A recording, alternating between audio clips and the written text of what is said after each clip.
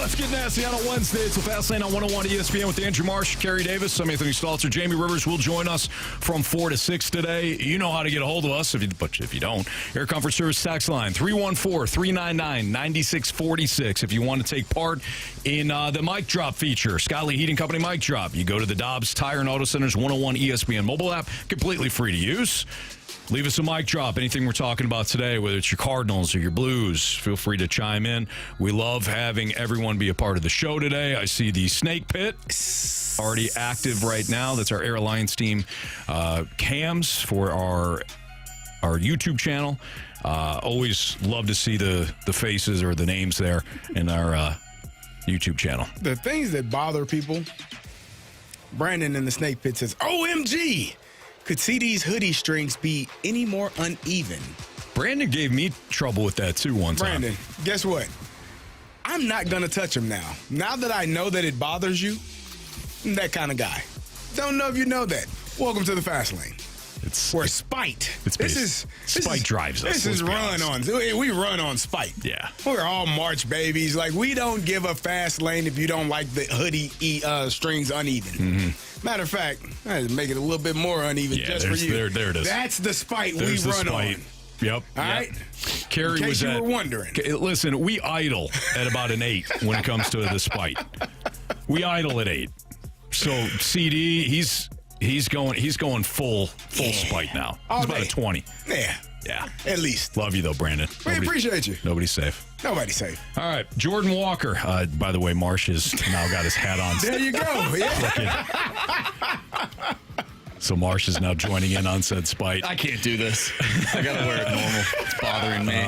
Bacon wrapped wiener. CD is still upset about being beat by Chester. No, you're not wrong. But my guy Anthony, you took care of it. It's like I had to go get my big brother, even though you're younger than me. Yeah. Like he beat me up. This happened. You got to go. Can you help me? Where is he? You took care of business. Mm-hmm.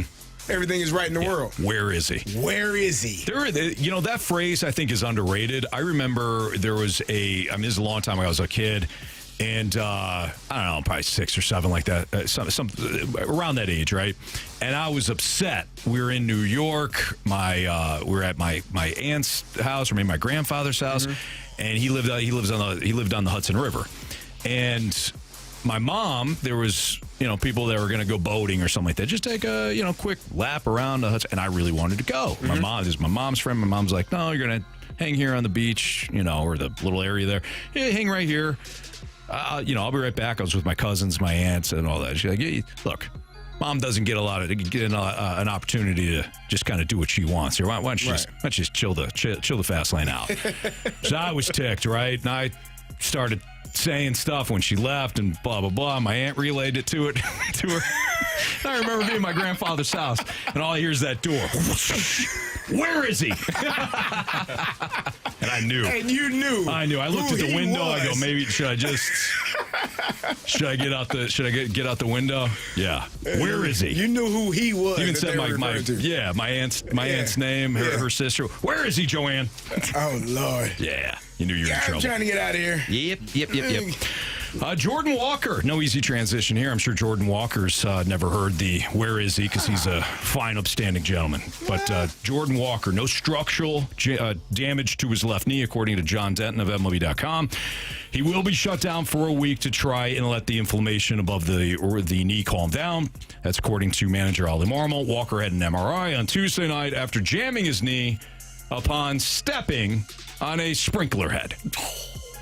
Well, that's unfortunate. Now I can't even make any jokes about that. That's unfortunate. I realize things happen, but something like this probably shouldn't happen. That's the most Cardinal thing to happen. Is that where we're at now? Yes. That's a Cardinal thing? That's a Cardinal thing. That doesn't sound good. I don't like that. That's like a Chargers thing. The Chargers are always hurt. They always got some big injury right before the season. They chargered it again.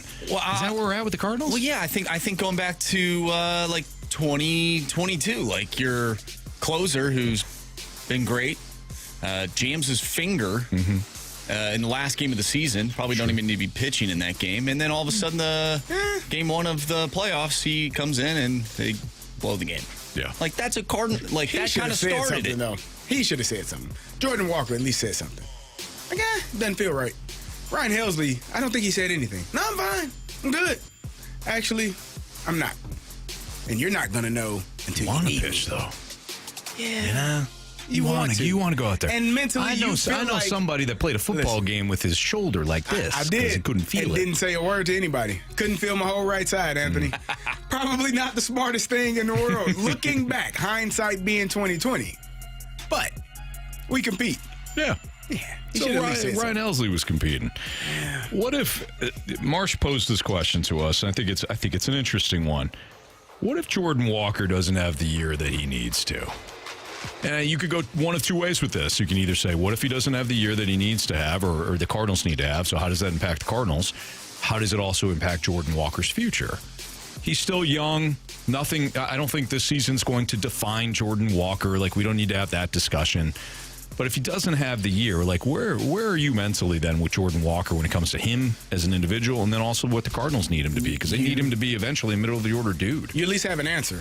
I think that's the most important part. Like, you want the answer to be positive. You want the answer to be he can play, and he can play at a high level, and we scouted him, and we developed him, and he's going to be the all-star caliber player, whatever level he is. That's what we hope. But if he's not, at least you have an answer. And when you have an answer, you can start moving in the direction that you need to. I think there are so many questions not answered yet because of the lack of playing time for guys, and you really don't have a clue as to who they are. Nolan Gorman, you probably got a better clue last year, but I think one more year will give you a definitive answer on him as well. But if Jordan Walker goes out there and just stinks it up, and is unable to hit the slider again, and he's chasing, and the ball's off the plate, and he's still swinging and missing, and he's pounding the ball into the dirt and not getting hits, then you have an answer, and you have to respond accordingly. Whether that's, all right, we're going to move on from him, or all right, we're going to continue to work with him and hope that it gets better, or, whatever the answer is, whatever decision you make, you're at least closer to an answer than you were at the end of last year. Would you rather him be just not good at all or be average? Like, if he's just average, does that answer any questions, or does that give you more questions? I don't know if it. I see what you're saying. Like, if he's bad, then you're like, hey, listen, maybe we move on quicker than what we originally thought. If he's average, then it's like, hey, some good, some bad. We just got to see this through. Ultimately, I think that it'd be better if he was average because not all progress is linear. So not all progress, we all expect the progress to kind of go like this. It goes just steadily up. First year, second year, third year, you're climbing that mountain, right? Not all progress is like that. Sometimes it goes up, then down, then up, then down. We know this as human beings with whatever we're doing. So if he was merely average, so in that case, he's got some good, some bad to him. I think that's better with where Jordan Walker is right now in his career. If he's 26, that's a different story. Yeah. But this is still a young man. He's got plenty of playing time ahead of him. He's got a bright future still. I'd rather him be average than be terrible. I mean, I can work with that. Yeah. Especially with his skill set, and that he's extremely talented, athletic, physically gifted. We can figure something out. But if he's just terrible, there's no way to go from there. Time to move on. This is a 6'6", 250-pound power speed athlete combo. This is somebody that could be a star at some point. So I'd rather see progression than he bottoms out and he just looks like a mess. But I understand what your point is, because as the team, you want to retool this thing in a hurry. I think the most frustrating thing would be is if he's really good this year and then you start sort of working around that, and then next year he takes a step back. Yeah. Like, that would be the most frustrating thing for me. Now, granted, we're looking into the future here, and who knows what the future holds, but sure. You said Amon Herrera was going to hit a home run. Well, yeah, you did. You called that. You see the future. That was a cool moment. Your vision for Waino, little off. Your vision for Ivan Herrera, spot on. Yeah, I'm a hit or miss. I said Matt Stafford would be traded to the Vikings. That didn't happen. It just still might. It could. I don't think Probably so. not, but Probably it still not. might. You never know. Let's let the boy dream. He resigned. Maybe I'm a one-hit wonder. Who knows? Hey, who knows? Better to have that one than none. That's true. It's true. You know? MD 2020, after I read off the attributes for Jordan Walker, MD 2020 in the Snake Pit said, "You talking about me, Anthony? If I included handsome, then I'd be talking about you, MD 2020. But I just went with the power, speed, athleticism combination. Yeah. So if I said and handsome, then MD 2020, that's now we're talking about you. Oh, yeah. Well, you know what, though? I'm not a one-hit wonder. I got the Tommy Pham thing Yes, right. you did. Forgot about that. Yes, you did. So we're Marsh, 2 for 4 right now. You're gifted. You are. Okay? You're gifted. You see things. They often happen in real time. Not all the time, but most times. You got a special quality about you, Marsh. Oh, thanks, Anthony. Yeah. It's all positivity here. Okay. Appreciate that. Until it's not, right? Well, until it's not. Yeah, I don't know what the next segment is. Would Blues be punting on the season if they traded Braden Schenn? Yeah, that's kind of negative, I guess. A little bit. But maybe we can turn it positive next on 101 ESPN.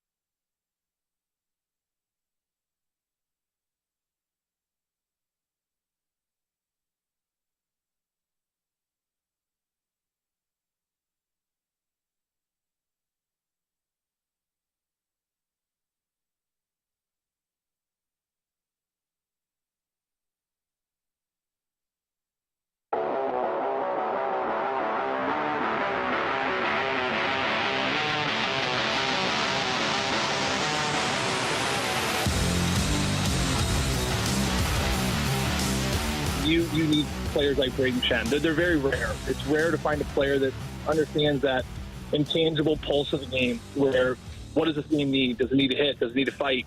Does it need something?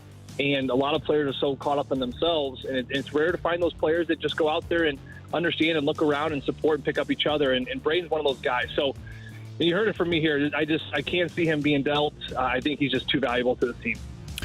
That was our guy Joe Vitale yesterday here in the Fast Lane on 101 ESPN with Carey Davis and Andrew Marsh. I'm Anthony Stalter. Jamie Rivers will be joining us from L.A. at 4 o'clock ahead of tonight's Blues and Kings game. We'll have the pregame for you right here on 101 ESPN at 8:30. We will also have the puck drop and the full game coverage on the Blues Radio Network starting at 9:30. If the Blues were to trade Braden Schenn, would it signal that they're punting on this season? Yeah. I mean, for one, the first thing, obviously, he's the captain of the team, right? He's the guy that, he's the voice. He's the people that look to. As Joey V just said there, if you need somebody to punch somebody in the face, he's that guy. He's the one that is pulling the troops and pushing everyone in the right direction. That's for starters. Number two, we've talked about this as well. You've lacked depth at the center position all season long. Mm-hmm. So what are you going to do now? You're going to trade him and get some draft picks back, some draft capital, another winger, maybe another. I don't know what you're going to get in return, but you're trading from a position that lacks depth to begin with. So that doesn't make you better. That makes it harder. You had Pavel Buchnevich playing there, and we said he hasn't been the same all season because he started the season playing center, right? So those two reasons alone, and then the third reason, you're actually playing well. Like, if you decide right now or tomorrow or Friday that you want to move on from Braden Schenn just because who knows why, you're probably not going to make the playoffs. And right now you're sitting in a position where if you continue to play this way, you continue to play with this effort, this energy, scoring goals, playing great defense, minus the penalty kill against the Stars the other night, you're going to make the playoffs. So you take all three of those things and say, yeah, we're going to trade that guy away. You're looking at a team that is basically saying, yeah, it's over. We're getting ready for the following season, and we'll see you all in the fall. Let's state this. One, I don't think they're going to trade Braden Schenn. Do you? Correct. No. Joe, you heard Joe say it. You've heard Jamie say that. They are not going to trade Braden Schenn. And Splashback Deuce had mentioned this. Jamie talks about this. The Toronto media, the Canadian media, they really like to dive into the NHL rumors, and they'll spark something just by saying, hey, Doug Armstrong's taking calls on so-and-so. That's part of his job. He's got to take calls on any player. But if we kind of go back to, okay, why would they trade Braden Schenn? There's a couple of reasons. One, the contract situation. He signed an 8-year deal in 2019. The average annual value that he's carrying on that deal is $6.5 million. That includes a full no-trade clause, so we need to mention that as well. He would have to waive his no-trade clause for any trade this season. Next year, that number gets reduced to 15 teams. So he can only say no to 15 teams. Otherwise, this season, no trade clause. And given the fact that he's 33, maybe you want to move on from him because there's going to be interest from other teams. There's going to be teams that want Schenn's services. The Maple Leafs could be one of them, for instance. They're actively seeking a player to bolster their center depth. Obviously, Chief is there. It would make a lot of sense.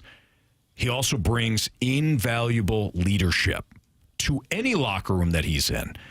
Toughness, championship experience, the presence alone in the locker room with Braden Schenn, stabilizing factor for any team. I agree. These are also that last part is also why you wouldn't want to deal him if you're the Blues and you plan on competing next year. When I say competing, I don't necessarily mean competing for a Stanley Cup. Mm-hmm. There's different forms of competing. If they miss the playoffs again this year, competing takes on a different meaning than if it would where you make the playoffs and you get close and maybe you win a series or two. That's a different sort of compete. But if you want to compete a year from now, having Braden Schenn on your roster makes a hell of a lot of sense. The only way that he's dealt on Friday or before Friday is if Doug Armstrong absolutely gets blown away by an offer. That's it. That's my opinion on that. We got a text from the 314. No, it does not signal that they're punting on the season. What it tells you is that they understand that they're not a Stanley Cup team this year, and they got something in return for him that will help them in the years to come, which is really where they're at.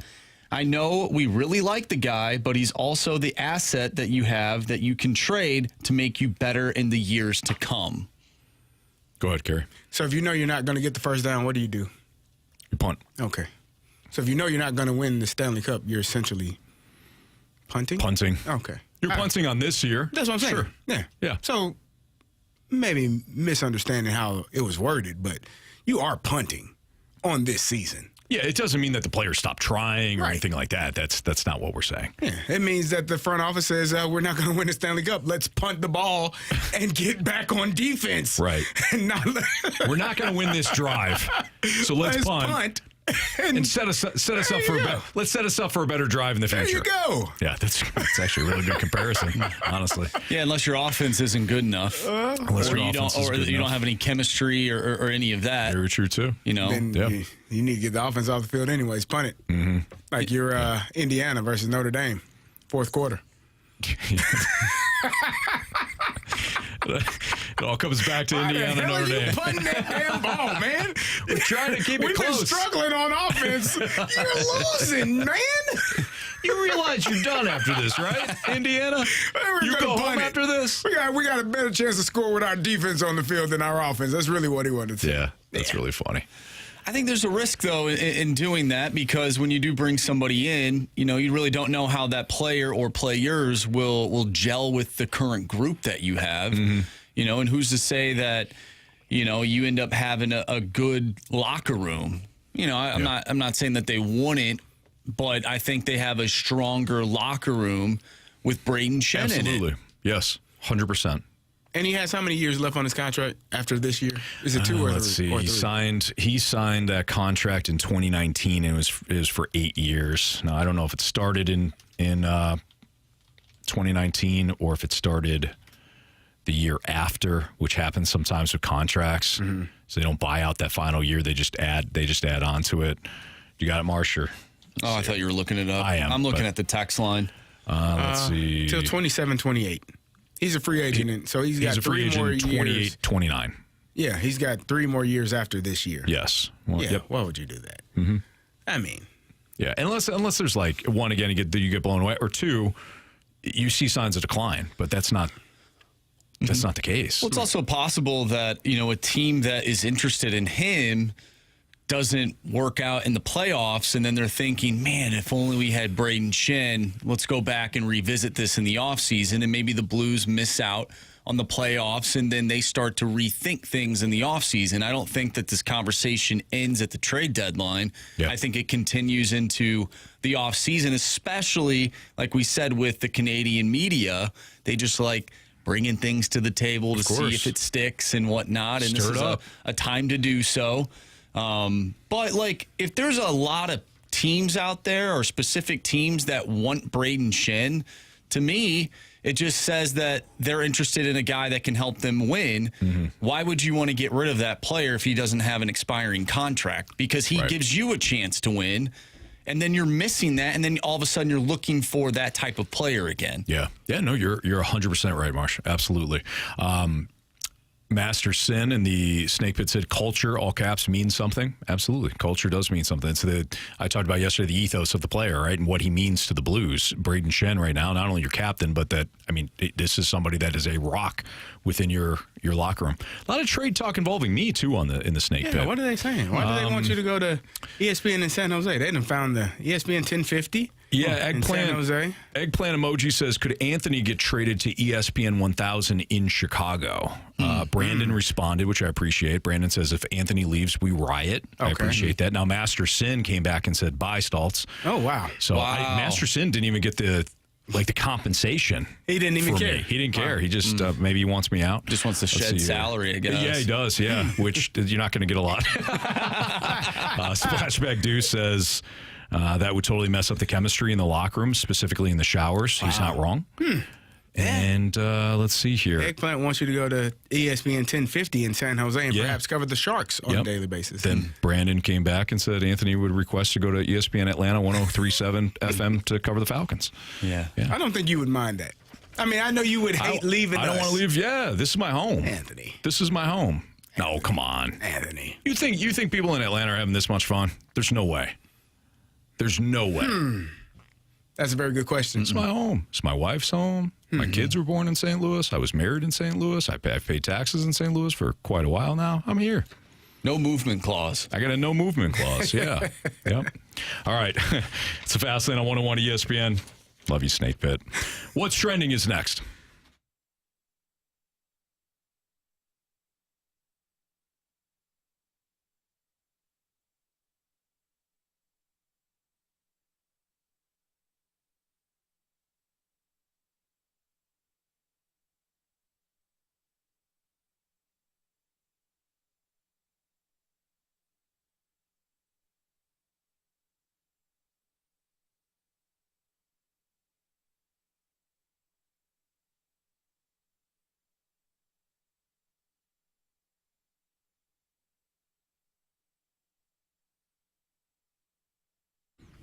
I don't know if you're anything like us in the Stalter household when it comes to remodeling, but we've had some bad remodeling projects. We figured we're going to take our time to make sure that we get the right price and we're going to go with the right company, and it winds up being a disaster. But we went with Mosby Building Arts for our latest remodeling project, and we were blown away by what they did.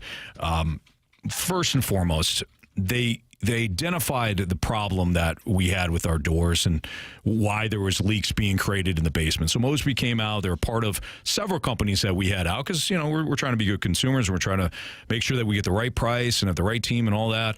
But Mosby was the only one that said, look, here's your actual problem. Then when the work started, the construction team was outstanding. I didn't even mention the fact that they had the honest pricing right up. They said this will not change. The pricing will not change.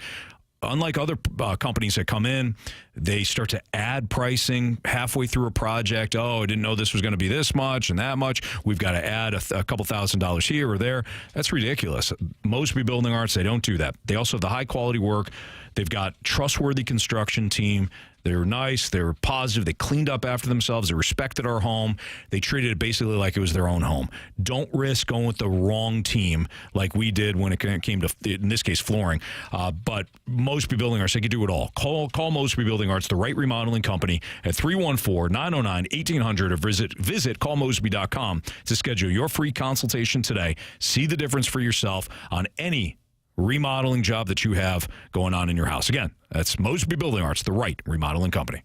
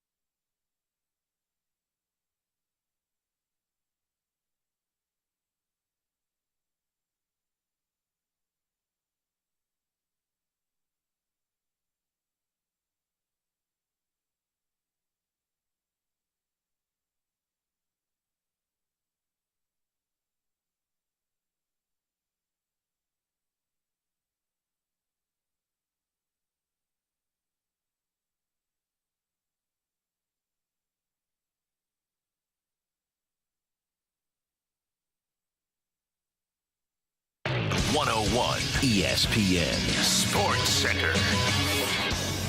I'm Andrew Marsh. It's time for a Sports Center update driven by Johnny Londoff Chevrolet and Johnny Londoff Autoplex. Blues back in action tonight, taking on the LA Kings. We'll have that game for you right here on 101 ESPN. Pregame starts at 8:30. Puck drop is at 9:30. We just talked about your St. Louis Blues. If you missed that conversation, make sure you go to 101ESPN.com or check out the free Dobbs Tire and Auto Center's 101 ESPN mobile app. Just head to the podcast page and you'll find all of our interviews and full shows there. And it's all brought to you by the Schaefer Door Company. We also talked earlier about Jordan Walker as he avoided serious injury to his left knee. He will be shut down for a period of time by the team to allow inflammation to subside. This is from John Denton. Walker jammed his knee when he stepped on a sprinkler head while tracking a fly ball. Coming up next, we have What's Trending. I'm Andrew Marsh, and the Sports Center update is driven by Johnny Londoff Chevrolet and Johnny Londoff Autoplex. See them at londoff.com. Chevy, together we drive. Are you kidding me?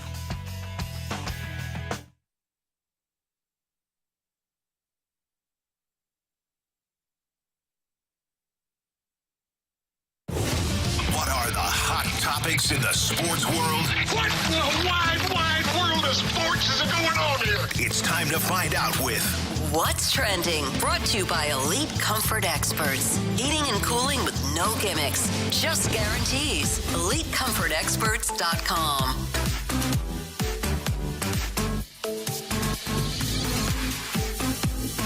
Welcome back to the Fast Lane here on 101 ESPN with Anthony Stalter and Carey Davis. I'm Andrew Marsh, and it's time for What's Trending. Gentlemen, lots going on in the NFL world. We have Max Crosby becoming the NFL's highest paid non-quarterback. DK Metcalf has requested a trade out of Seattle. Dak Prescott has reworked his contract, and the Cowboys add $36.6 million to the cap. And we even have a gentleman at the age of 29 on the Bengals retiring. That is Hubbard, the defensive end. Yeah, he had injury issues. His play really fell off in 2024, and he was just banged up, couldn't stay healthy. So he was somebody, another key defender from the Bengals Super Bowl run a couple years ago that is no longer going to be there. The most intriguing thing, I think, that broke today was the DK Metcalf trade request. But if we're going to start with the Max Crosby deal, 3 years, 106, and I think it was like 90-something in guaranteed money. We just got done talking about Braden Schenn and what he means to the Blues locker room. In Detroit, there's that video that I'm sure a lot of you have seen of Dan Campbell talking about Amon-Ra St. Brown in a late in a game against the Ravens in which the Lions were getting beat badly. This was a couple of years ago. And Campbell, in a room full of, the team meeting, showed how Amon-Ra St. Brown was still blocking until the last whistle. Mm-hmm. Game was over. He could have sat there on the bench, and Amon-Ra St. Brown still was playing as if it was the first quarter. That's Max Crosby. Yeah. Max Crosby has been on bad Raider team after bad Raider team after bad Raider team.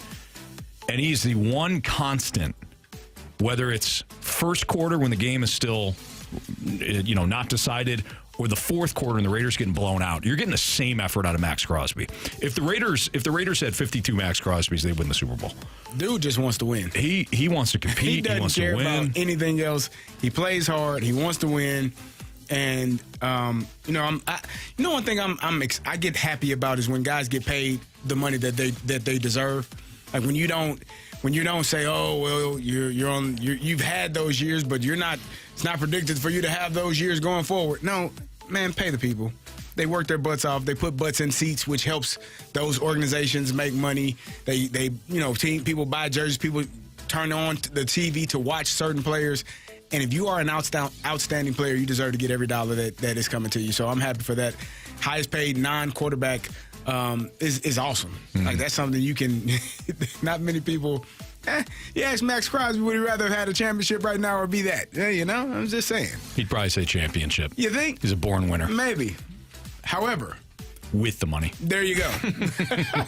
All right, so DK Metcalf If the Seahawks do trade him, and by the way, the Seahawks also released Tyler Lockett today. So Lockett had been really the face of the franchise for quite a while. You had Russell Wilson traded. I know DK Metcalf has been a huge part of that, but Jackson Smith and Jigba kind of took over as that number 2 wide receiver. Which surprised me. He played really well last year. He did. He stepped up. But now you've got DK Metcalf requesting a trade, according to NFL Network's Tom Placerio. The Chargers are the team that's being mentioned in connection with DK Metcalf the most. But I've got some other teams I think would be interesting. What about you? If the Seahawks do trade DK Metcalf? Yeah, I heard there are some teams that are in need of a receiver, but I don't know where exactly would be the best fit for him that you can marry a quarterback situation that they don't already have, the quarterback receiver combination. Most of those teams that have a good quarterback have good receivers there. Mm-hmm. Patrick Mahomes is going to get Rashee Rice back next year. So it's not, to me, that and Xavier Worthy showed that he's capable of being that 1B or number 2 receiver to a Rashee Rice. I don't know that Buffalo, maybe you go to a place like Buffalo, but I don't think that's a spot. I think they operate better the way they did last. Like sometimes that number 1 wide receiver, I know it's crazy. Yeah. But sometimes that number 1 wide receiver really gets lost. But there's not a team that is in need that has a quarterback as well, in my opinion, for a number 1 receiver. I got one, and I hate to say it, Green Bay Packers. So the Packers have they got a really good wide receiver depth, core. But they don't have that one dude. Mm-hmm. So Watson, when healthy, can be a dude, but he's hurt all the time. Jaden Reed, somebody that you can really use around the line of scrimmage. He ain't a number 1. He's not a number 1, exactly. So that was the one team I thought of, too. If you're looking to put yourself over the top offensively, because you really have everything on. You got Josh Jacobs, you got Jordan Love. And I know Jordan Love he's inconsistent, but he has done enough to prove that he can be the guy for them. I'm not saying win a Super Bowl, but he can be the guy. Mm-hmm. Your defense is young. This is the time. This is the type of team that would make sense adding a DK Metcalf. Mm-hmm. Josh Jacobs actually said in the offseason they needed a number 1 receiver, which ruffled the feathers of some of his teammates. Yep. But I would assume that came from the quarterback. The quarterback didn't want to say it. I don't know if they make it work cap-wise. I don't think they would. Yeah. But how good would DK Metcalf look in a Chiefs uniform? I would hate it. I know you guys would hate it, but I don't think the Chiefs. The Chiefs are talking about trading their all-pro guard Joe Tooney. They just did. They did trade to the him. Bears. They finished the trade. Mm-hmm. You stink on. Did you not, Kansas City Chiefs?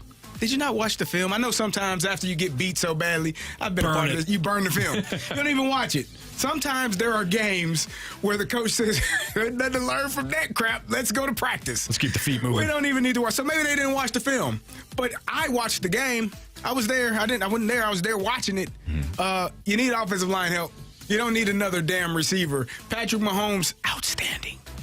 Don't know if there's a quarterback in the history of the game that has been able to throw a ball when he's looking up at the sky. No. The Chiefs have lost 2 Super Bowls. 1, because the other team is better. Bottom line. But two because the O-line was terrible. There you go. In that game specifically. Like, I don't know if they're beating Tom Brady and the Bucs that year. I don't think anybody's beating the Eagles last year with the way that the Eagles played that night. But the main problem in both instances, the fact that your offensive line was terrible. We could talk about the defense. We could talk about the issues that they had. They were on the damn field all night against the Eagles and all night against the Bucs. Gator says the Chiefs are done. I literally told BK that when we walked in. But you were trying to insult him. No, I wasn't. I was being honest. Their window is closed. In my opinion. It's completely closed. It's closed. With Andy Reid and Patrick Mahomes. No, well, to me, they're on the same, they can be on the same track that Tom Brady was with the Patriots. Their window, their first 3 championship window closed. And then you regroup, you reset, and then you have another championship win. I don't think Patrick Mahomes is necessarily done winning championships. I think this version of the Chiefs is done winning championships. And I think that they can, again, regroup and come back in a couple of years and possibly have an opportunity. But you have to fix that offensive line. Yes. They were terrible. I mean, absolutely terrible to watch. And I said it all year, the Chiefs were not an explosive team, but up front, they just weren't able to move bodies, and they weren't able to keep Patrick Mahomes clean in that championship game, in that Super Bowl. Yeah. I don't know if I see what you're saying. I could see them being this era being done. Oh, yeah, in my opinion. And then they retool quickly. Yeah. Brandon says CD was insulting BK by being honest. Yeah. What did I say? Honesty hurts. Honesty the hurts. truth hurts. Truth hurts. I'm sorry that you feel that way. There it is. All right. It's Fastlane on 101 ESPN. Around the Diamonds. I don't think we've done. Have we done a pitcher yet? I don't think we have. Our first pitcher for Around the Diamond next on 101 ESPN.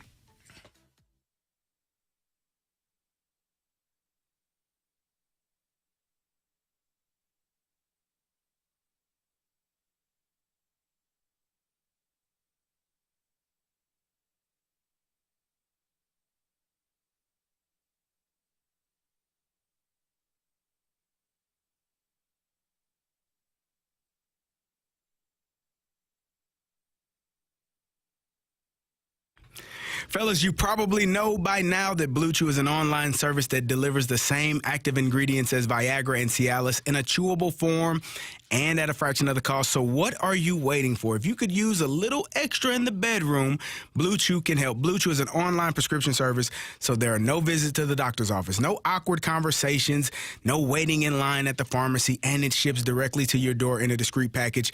Blue Chew's tablets are made right here in the USA, and they prepare and ship direct, so it is cheaper than the pharmacy. And if you are ready for a great offer, how about free? Go to BlueChew.com.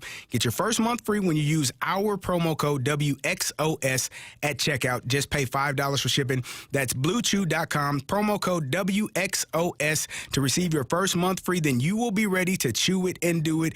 Your partner wants you to do whatever it takes to make your sex life better. Blue Chew, it's your secret weapon in the bedroom or wherever you decide to get it on. When you're getting ready for work, you probably have a coffee. You got dinner with your in-laws. You might need a little something stronger, but when it's time to get hot and heavy in the bedroom, you only need to go to Blue Chew, and you can get to it at BlueChew.com. Order it now, and you will be ready to chew it and do it.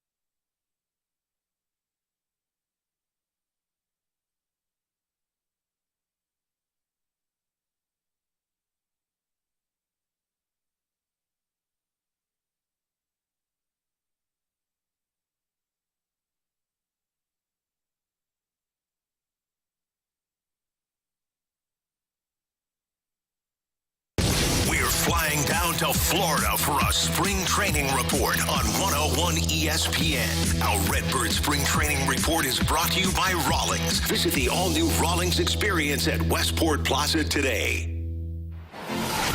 Let's go around the diamond with your St. Louis Cardinals.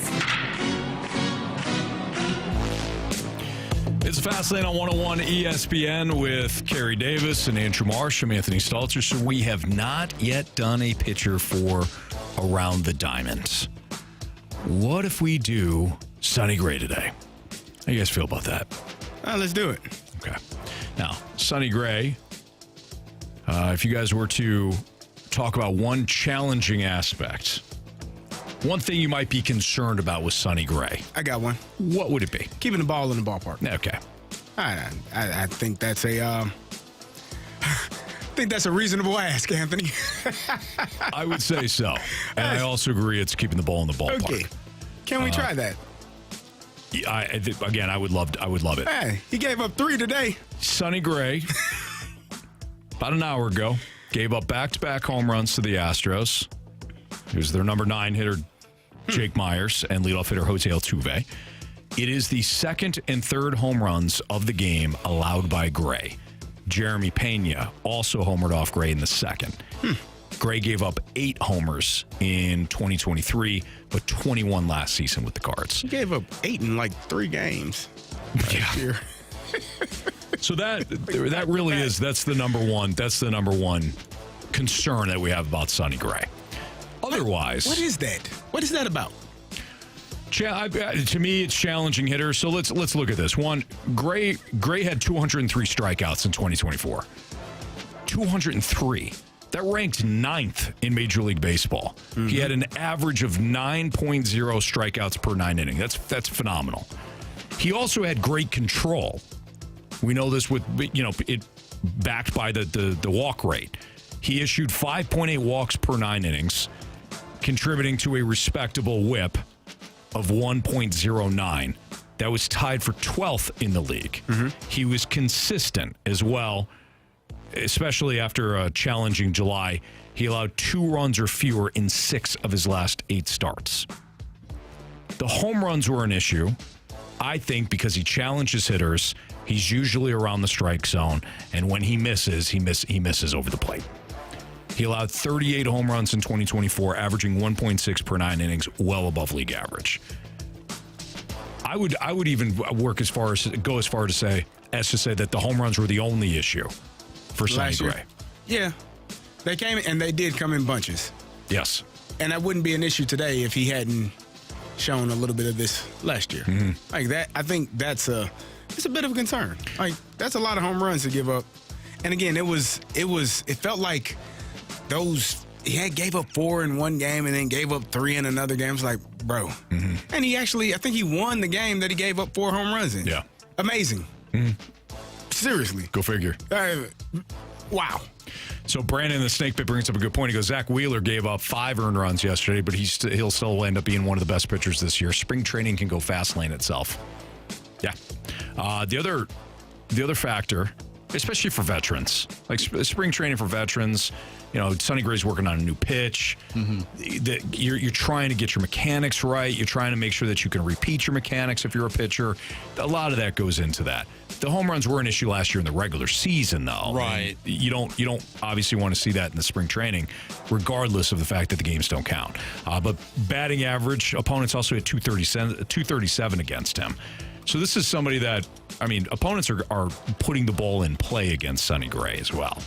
Otherwise, he will miss bats when he's not giving up the contact. Earn run average of 3.84. Fine, like good. Fast lane fine? No, I would say good, not even fine. I'm not really concerned about the home runs. I'm concerned about when the home runs occur. Last year they occurred early. So which got him out the way. If I'm reading you correctly, and I agree, not all home runs are created equal. Mm-hmm. Just like not all interceptions are created equal if you're a quarterback. If you throw one before the end of the half because you're attempting a Hail Mary, you throw an interception there. A hell of a lot different than you're in the red zone in the fourth quarter and your team needs points badly and you throw one in the end zone. They don't all count the same. You give up a solo shot in the first inning compared to, a 3-run bomb in the 6th. It's different. A little bit different. Not all home runs are created equal. I guess in the stat sheets they are. I mean, they still mark not it for down game as a purposes. home run. Yeah, they still all count the same. But I'm not concerned about Sonny Gray at all. I'm really not. I'm not ignoring the home runs. You can't. But like I said, everything else. I mean, for a pitcher his age, for a strikeout rate of 9 per 9, that's outstanding. I think the question now is, how will he factor into the Cardinals' long-term plan? Oh, he's here. He's here. He wants to be here. And we'll see if he changes his tune if they don't compete. Because if you're Sonny Gray, at the tail end of your career, you bounced around now. Do you want to be here? Right. Do you want to be part of the retool? You want to be part of helping the Cardinals usher in a new era? Or would you want to be traded to a team that is trying to compete for a World Series, like he was when he went from Oakland to the Yankees? I don't know. We'll find out. We'll soon find out. I think he wants to be here. Maybe not even soon. Maybe not. I think he does want to be here. He enjoys it here. Yeah. All right, that's Around the Diamond, Sonny Gray. We'll have a new Cardinal tomorrow. It's the Fast Lane on 101 ESPN. Speaking of the Cardinals, why didn't the Cardinals do what we wanted this offseason? ESPN put together an article that highlighted every team and discussed why their team didn't do what their fan base wanted them to do. And the Cardinals, the one that it reads kind of funny. That's next to 101 ESPN.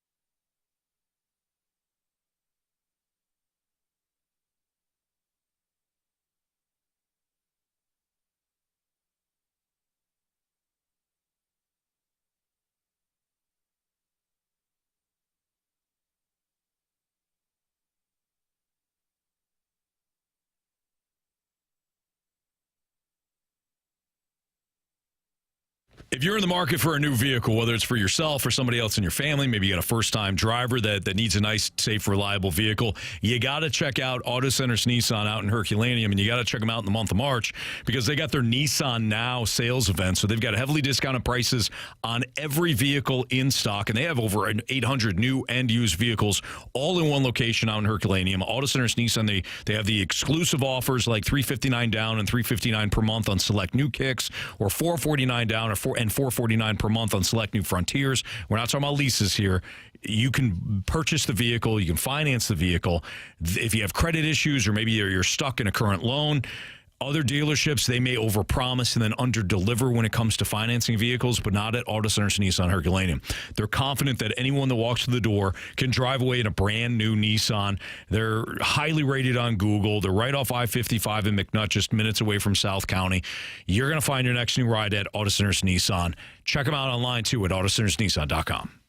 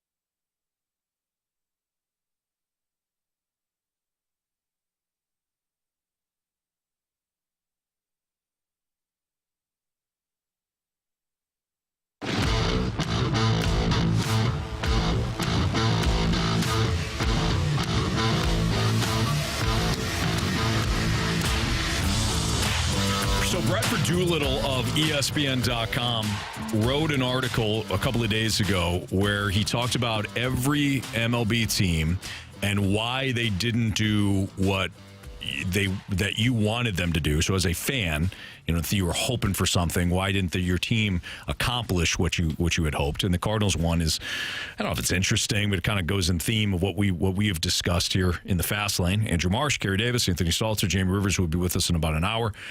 So why the heck didn't the Cardinals get a clue? Ooh. That is what Bradford Doolittle wrote at ESPN.com. He continues, why the heck they didn't? Sorry, that's harsh.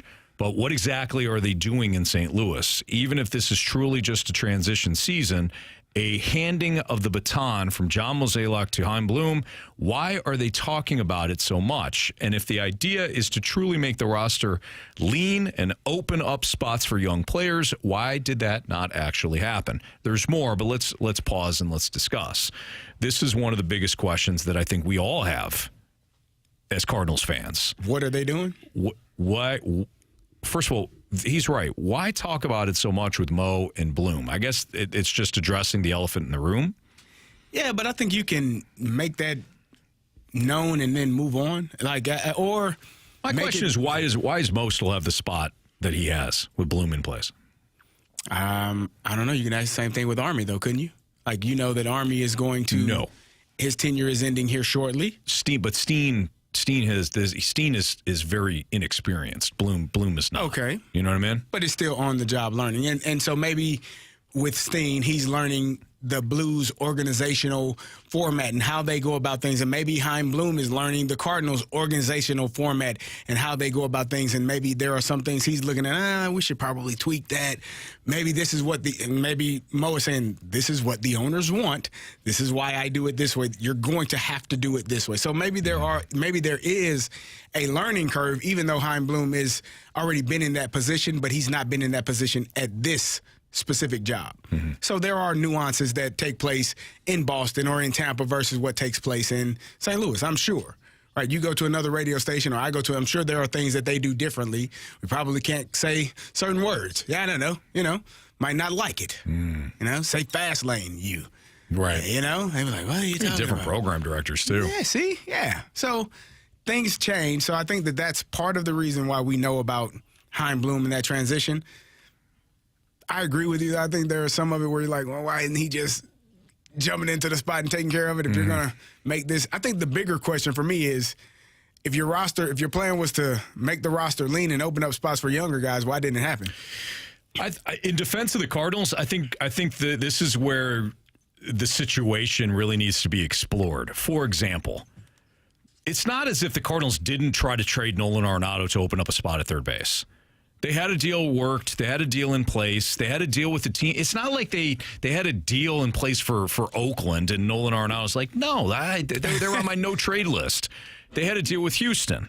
Now, Nolan Arenado nixed the deal. He has every right to do so. Right.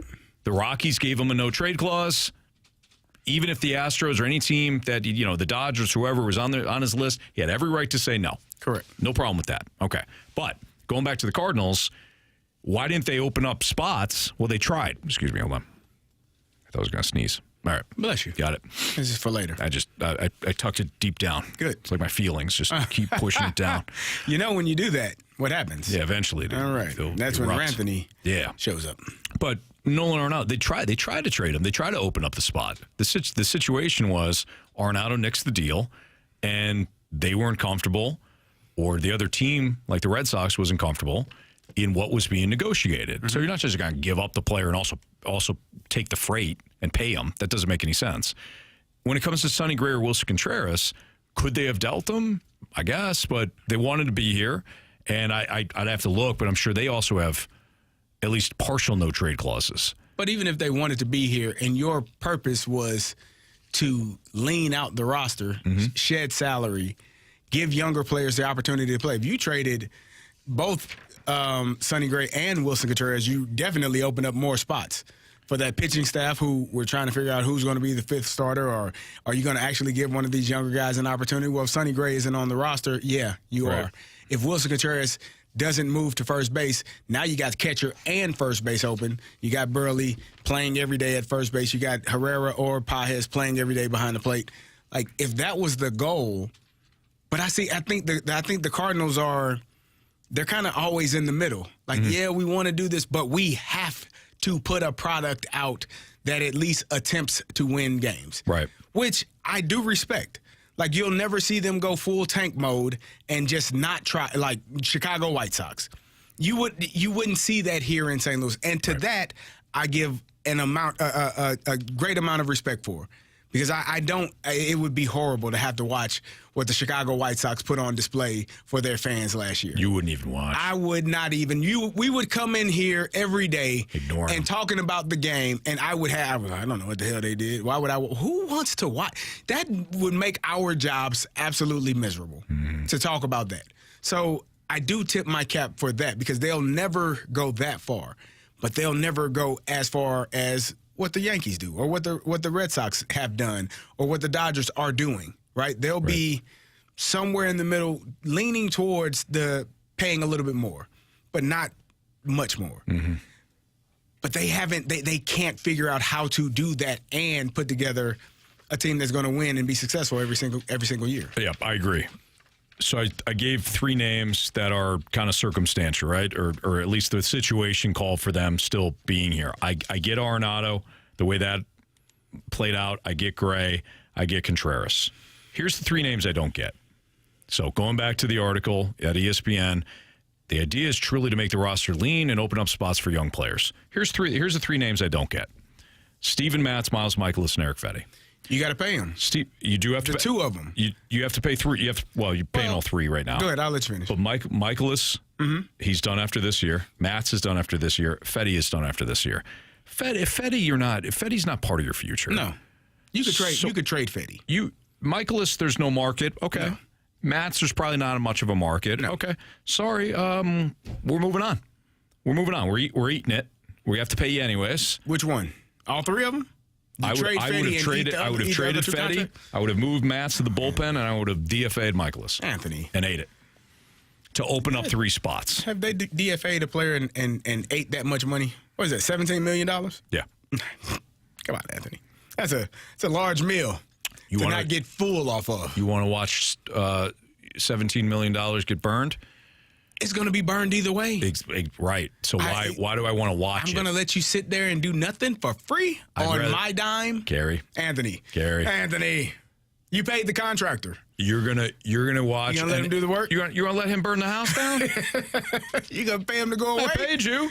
Yeah, I'm gonna pay him to go away. I made a mistake. Admit it and move on. You got to pay another contractor. Well, hopefully somebody that knows. Yeah, young contractor who's eager. May not do the best job, but he's cheaper and he's got passion. That's who I'm going with. You're going to have nails sticking out of every place. Yeah, probably. Bradford Doolittle continues. The Cardinals still project as a 500 team. If they'd actually tried this winter, they might be right there with the Cubs and Brewers as co-favorites in the division. Would doing so really have been so inconvenient for Bloom, who's already working there, by the way, and surely has some input on all of this? I don't agree with that paragraph. What do you mean? The Cardinals still project as a 500 team. If they'd actually tried this winter, they might be right there with the Cubs and Brewers co-favorites in the division. I understand what he's saying, but this is what the Cardinals have been doing over the last X amount of years. Trying, quote unquote. And what trying is players that block other players and they're not giving, they're not producing. Right? Yeah. They're free agents. Free agency has not been great for the Cardinals. They sign these media. Yeah, that would make sense if they spent. They got to figure out how to get the right players. Exactly. Because other teams do a pretty decent job. But Mo hasn't spent wisely in quite a while now. Mm-hmm. So I wouldn't want to see Mo get one last crack at this, and he winds up bringing in veteran players that then Bloom has to deal with a year from now. Well, I don't think I wouldn't have wanted to see any of those veteran players come in, especially if it was kind of a repeat of what you've seen in the past. But I do think those were trade deadline acquisitions with Jordan Montgomery and Jose Quintana. Like, those were good pickups, really good pickups. Think in that mode, all right? Think of in mid-30s, guys that have an ability to do some things. I think when you go on the older end, and I know Jamie thinks that I discriminate against older people, against older players. Yeah. Not older people. I love older people. Older players. It's because I know. My body hurts every day, Anthony. Every day. I'm 43. Be 44 here in a couple of weeks. Hurt. Pain. Just wake up. I don't even know why. You imagine throwing a bunch of innings the day before and how you feel? Not great. You don't bounce back like you used to. So stay younger. Find younger, middle-aged pitchers. You talking about like PEDs? You should take PEDs? No. They can't do that anymore. Well, they can. They just can't get caught. I don't. No. I thought that's what you were saying. No, I said find younger players. Well, you were talking about, getting up, not feeling great. You should check out Mentality. Oh, yeah. 2 different locations, South County and Chesterfield, lowtusa.com. Is that what you're saying? I'll look into that. Okay. All right. It's Fastline on 101 ESPN. We're going to do our Sports Six-Pack next. So if you got a question, Air Comfort Service text line is 314-399-9646. Sports Six-Pack is next.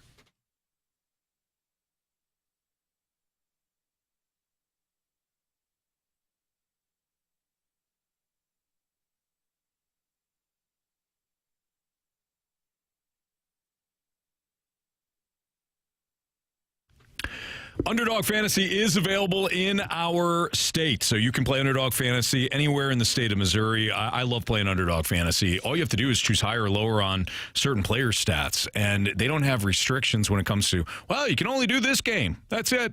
Nope. You can pick players from the same game if you want. You can pick players from different sports if you want. You can have an NBA player tonight and an NHL player tomorrow, all in the same, pick team. It's great at Underdog Fantasy, and you can play for as low as $1 and win 1,000 times your money. All again by playing your hunches. So if you're somebody that's constantly telling your friends, you're texting them after the game, I knew Steph Curry was going to go off, or I knew that Braden Schenn was going to score a goal tonight or have several points.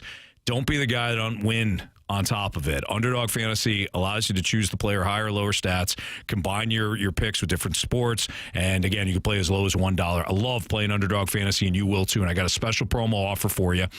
Start using Underdog today by downloading the app, join in on the fun, sign up with Underdog, use my promo code Anthony, just my first name, Anthony, and you'll get a free selection as part of your first cash entry, plus up to $1,000 in bonus cash when you deposit. Again, just use that promo code Anthony, Underdog Fantasy, get the $1,000 in bonus cash when you deposit at Underdog Fantasy.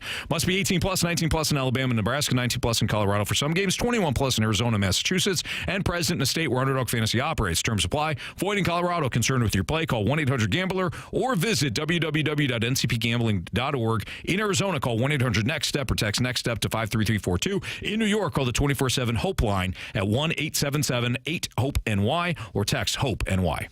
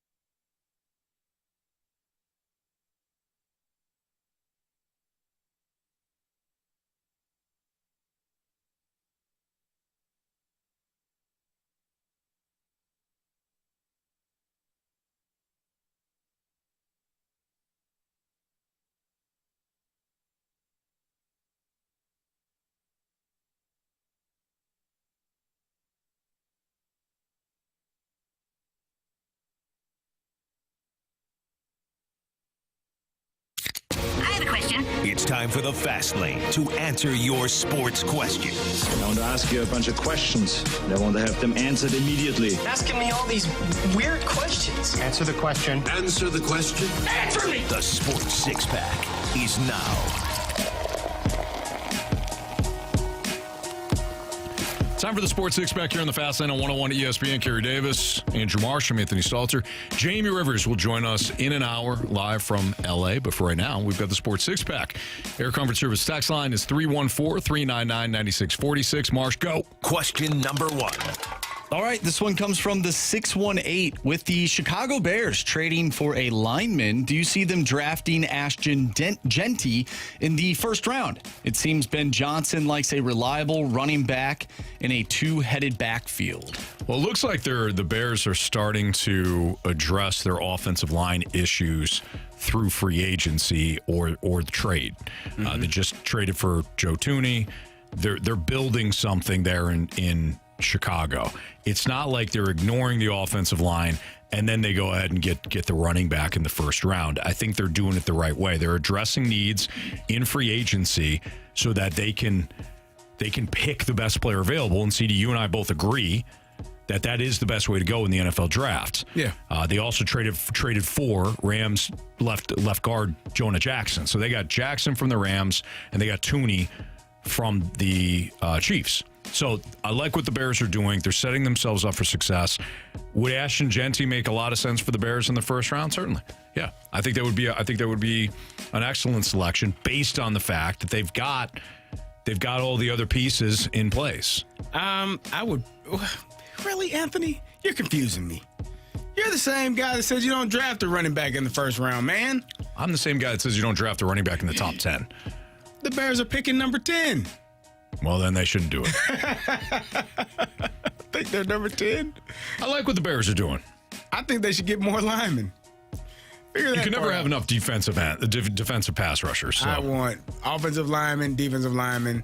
Well, you're confusing me then, because that's what I normally say. And then you crap all over me. I don't think that they need, and I don't think Ashton Genty would be the best player available at that point. I think Ashton Genty is a hell of a running back, but I don't think he at that point where the Bears are drafted. I don't know. It depends on how the board falls. It'd probably be one of the defensive ends, or it'd probably be one of the defensive ends. Yeah, I don't think they need Ashton Genty. I actually like what DeAndre Swift did last year. All right, fine. I think Carey and I just switched bodies there for a second. All right. Question number 2. From the 618, are sports better when everyone is competitive or when there is a great villain? Why can't you? Great question. Why can't you have both? Yeah. I think having a villain is awesome. Like to have a team to root against. The Chiefs have been that. Mm-hmm. The Dodgers are becoming that. The Yankees in the past have been that. The Bulls were that in the 90s. You know, you have a team, the Heat were that when they got LeBron James and Dwayne Wade and Chris Bosh. Like, that was a team that people loved to hate. I think it makes good for sports. Yeah. You got to have somebody to root against. You have to have somebody to root for and somebody to root against. Yeah. I've said that about movies, sports, TV shows. Give me somebody I can root for. Give me somebody I can root against. If you get a movie where all the characters are unlikable, you just sit there and you're like, I want all of you to be eliminated. You know, but if you got somebody you root for and root against, that's the best combination. Now, one of the NBA's problems is, I guess you have parity in the NBA. I don't think it's quite to the level of the NFL or college basketball like we're seeing right now, but I think you've got a decent amount of parity. Who's the villain? Right That's now? LeBron. Like, yeah. And is he a true villain or is he just kind of annoying? The LA Lakers are always going to be the villain. Boston Celtics usually have been the villain in years past, but I think they're a team that has kind of shifted people's perception of them because those guys work hard. They just play hard, man. I don't know who the villain would be in the NBA. I don't think there is one. Yeah, the two best teams in the league are the Cleveland Cavaliers and the Oklahoma City Thunder. Right. You'd be just sick to hate on those guys. SGA, great, love him. Awesome. Donovan Mitchell, awesome, cool. Like, there's there's different styles. Like the Cleveland Cavaliers play a different style than the New York Knicks. But I don't think the style is going to get you to the front door. The style is going to, if you're already a fan, the clash in styles of Cleveland and New York wind up playing each other in the Eastern Conference Finals. That would be fun. And I don't think both of them will make it. Boston will probably be there. But the point is, like, you want to have some compelling narrative if your team's not in it. If your team's in it, you don't care what the narrative is. Your team's in it. But if it's not, then... Wait, okay, I'm not just going to watch because it's sports. You got too much. You got the NHL playoffs going on at that point. Baseball. I think you need a majority of the teams in your league to be competitive, because if they are competitive, you will find a villain for your own team. Correct. Right? Like right now in Major League Baseball, who's the villain of the league? It's the Dodgers. I want to go back to where the villains for the Cardinals are the teams in their division, the Cubs, the Reds, the Brewers. Like, I don't feel that anymore like I did 10 years ago. No. That's because you're getting your butts kicked and they're winning. But like, even the Red Sox-Yankees rivalry doesn't feel the same. Like, it doesn't. No. That's because they're not really competing. Well, that's my point. Like, if you have multiple teams competing rather than just one, and I'm not just talking about get multiple villains for your own story. That's why different superheroes have different villains, Anthony. That's not just one big villain, but you do at the end have one big villain. Yeah, like the Dodgers are the Thanos of Major League Baseball. However, there's other teams in that can be side villains that you need to defeat on your way to getting to the Dodgers. Absolutely. But no, you're right. The Red Sox and Yankees didn't just compete on the field. They used to compete off the field. The Yankees would make a move and the Red Sox would counter. Or the Red Sox would make a move and the Yankees would be like, all right, well, hold my beer. Like, that's the way they used to operate. Now, Major League Baseball teams are not competitive. The Dodgers, they're just trying to print money. That's it. And I know it's big business in other sports too. I'm not naive, but when it comes to baseball, it's like, all right, let's just print money and we're good. They're not competing. You've got 4 teams that can win the World Series. I thought you said the Dodgers aren't competing. They compete every day. The Dodgers. The Dodgers could win a World Series this year. Phillies, Braves, Yankees. Mets, maybe. Yeah, I'll throw the Mets in there. Sure. And the Diamondbacks got really good pitching, but I don't know. I don't know if they're going to be in it in the end. Then you have wild card teams or playoff teams that will not make it. You left one out. Can I add one? And then half the league is not even trying. You want to add the Padres? They're in the mix. I put them more in the mix of like they're a playoff team. Didn't they make it to the NLCS last year? Yeah. Weren't they a couple of games? No, they went to the DS. Who did the Dodgers play in the NCS? The Dodgers played the Padres in the DS. Yeah, that's right. Who did they play in the NLCS? The Mets. Meet the Mets. Right. Well, the Padres, they're right there, though. That was a damn good team. It was. That was, in my opinion, heading into the playoffs, they were one of the best teams heading into the playoffs. Even the guys in L.A. said that to them that was their World Series because that team that they played was probably the best team that they played all postseason. Yeah, that's a good team, and you got a good manager too. So I would give them a little bit more credit, but based on their postseason success, maybe you feel like whatever because I haven't seen it yet. I also think the Padres are combustible. Like the Padres could win. Okay, so the Padres could win a World Series. They also could kill each other. By July. That's the team I want. That's the guys I want. They care, Anthony. They care. Stick in your lane, Dodgers. Nah, okay? You can't be rooting for the Dodgers and the Padres. Well, my uncle's from San Diego, so I talked to him yesterday. Well, not from San Diego. He lives in San Diego. Hey, you got another team. Call my Uncle Terry. Hey, you know what? My brother lives in San Diego. You don't see me being a Padres fan. Put it in reverse, Terry. Question number 3.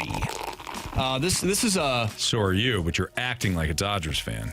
And it's ticking everybody off. I don't give a damn. This is another question based off of what we just talked about from 636. Which team is the best villain in ever, Bob? The Detroit Pistons, man. The bad boys. The bad boy Detroit Pistons. Gotta be. Rick Mahorn. Yeah, John Sally. Dennis Rodman. Yep. Like, they were beating the hell. And then they had guys that could really hoop. Like Isaiah Thomas, they could hoop. They had some guys. They did have to go Vinny through. the Microwave Johnson. Like, they had. They had to go through, too. Like, what I loved about 80s, 90s basketball is that there had to be a passing of the torch. Yeah. You had the Celtics and Lakers going at it every year. In order for the Pistons to win a title, they had to go through Larry Legend. They had to go through the Celtics, and they eventually did. Then they had to go through the Lakers. Like, they had a Celtics problem, then they had a Lakers problem. But eventually, they went through both. They wound up winning. And before Michael Jordan, the Bulls came about, they had a Pistons problem. Yeah. It's one of the reasons why Michael Jordan, who got so beat up in one of those postseasons against the Pistons, decided, I can't play. I can't continue to play this way. I need to be bigger. I need to be stronger. Started to work out a lot more in the off seasons to get his body prepared to face what he's going to face with the Pistons. There was a natural passing of the torch. And now I don't know what the hell I'm watching. That was fun, man. Good times. I'm watching a 3-point contest every night. Yeah.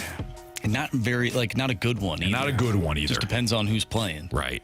Exactly. All right. It's Fast on 101 ESPN. Let's continue our Sports Six Pack with part 2 next.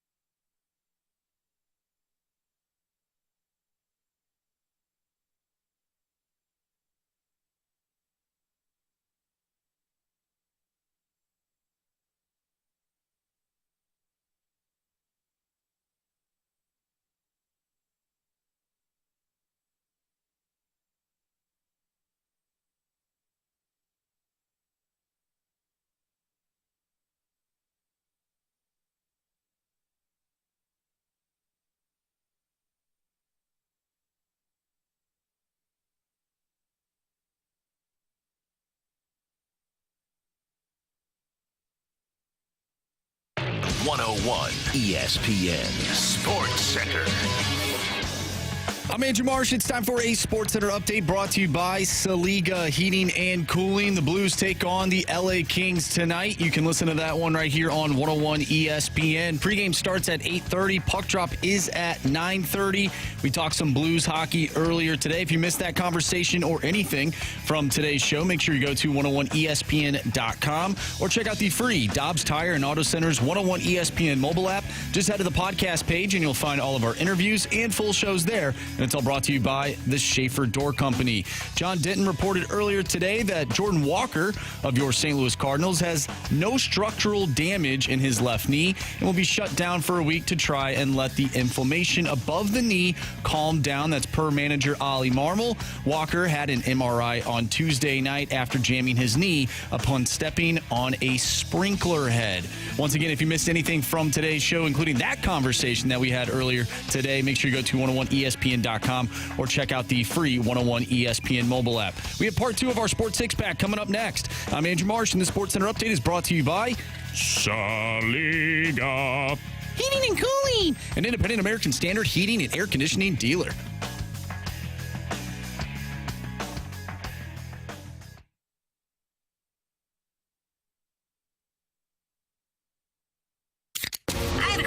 It's time for the Fast Lane to answer your sports questions. I want to ask you a bunch of questions, and I want to have them answered immediately. Asking me all these weird questions. Answer the question. Answer the question. Answer me! The Sports Six-Pack is now.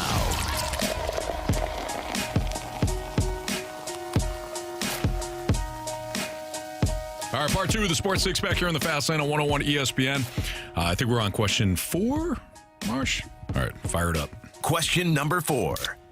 All right, Dylan Holloway having a really good year for the Blues in his first stint wearing the blue note from the 636. Do you guys think that Dylan Holloway could possibly lead the Blues in scoring in the next couple of years? Is Jordan Kyrou still on the team? Then no. Jordan Kyrou is going to be a star. A St. Louis star, as Marshy would say. Well, I think he's got a long way to go to change that narrative that people have about him. No, I'm just being honest. We still get people that text in. They say that Jordan Kyrou had a horrible game the other day. He took 2 penalties. Those texts horrible game. have become fewer. Like we've seen fewer. I've seen fewer of those texts. Now, they still do send them in, but not nearly as much.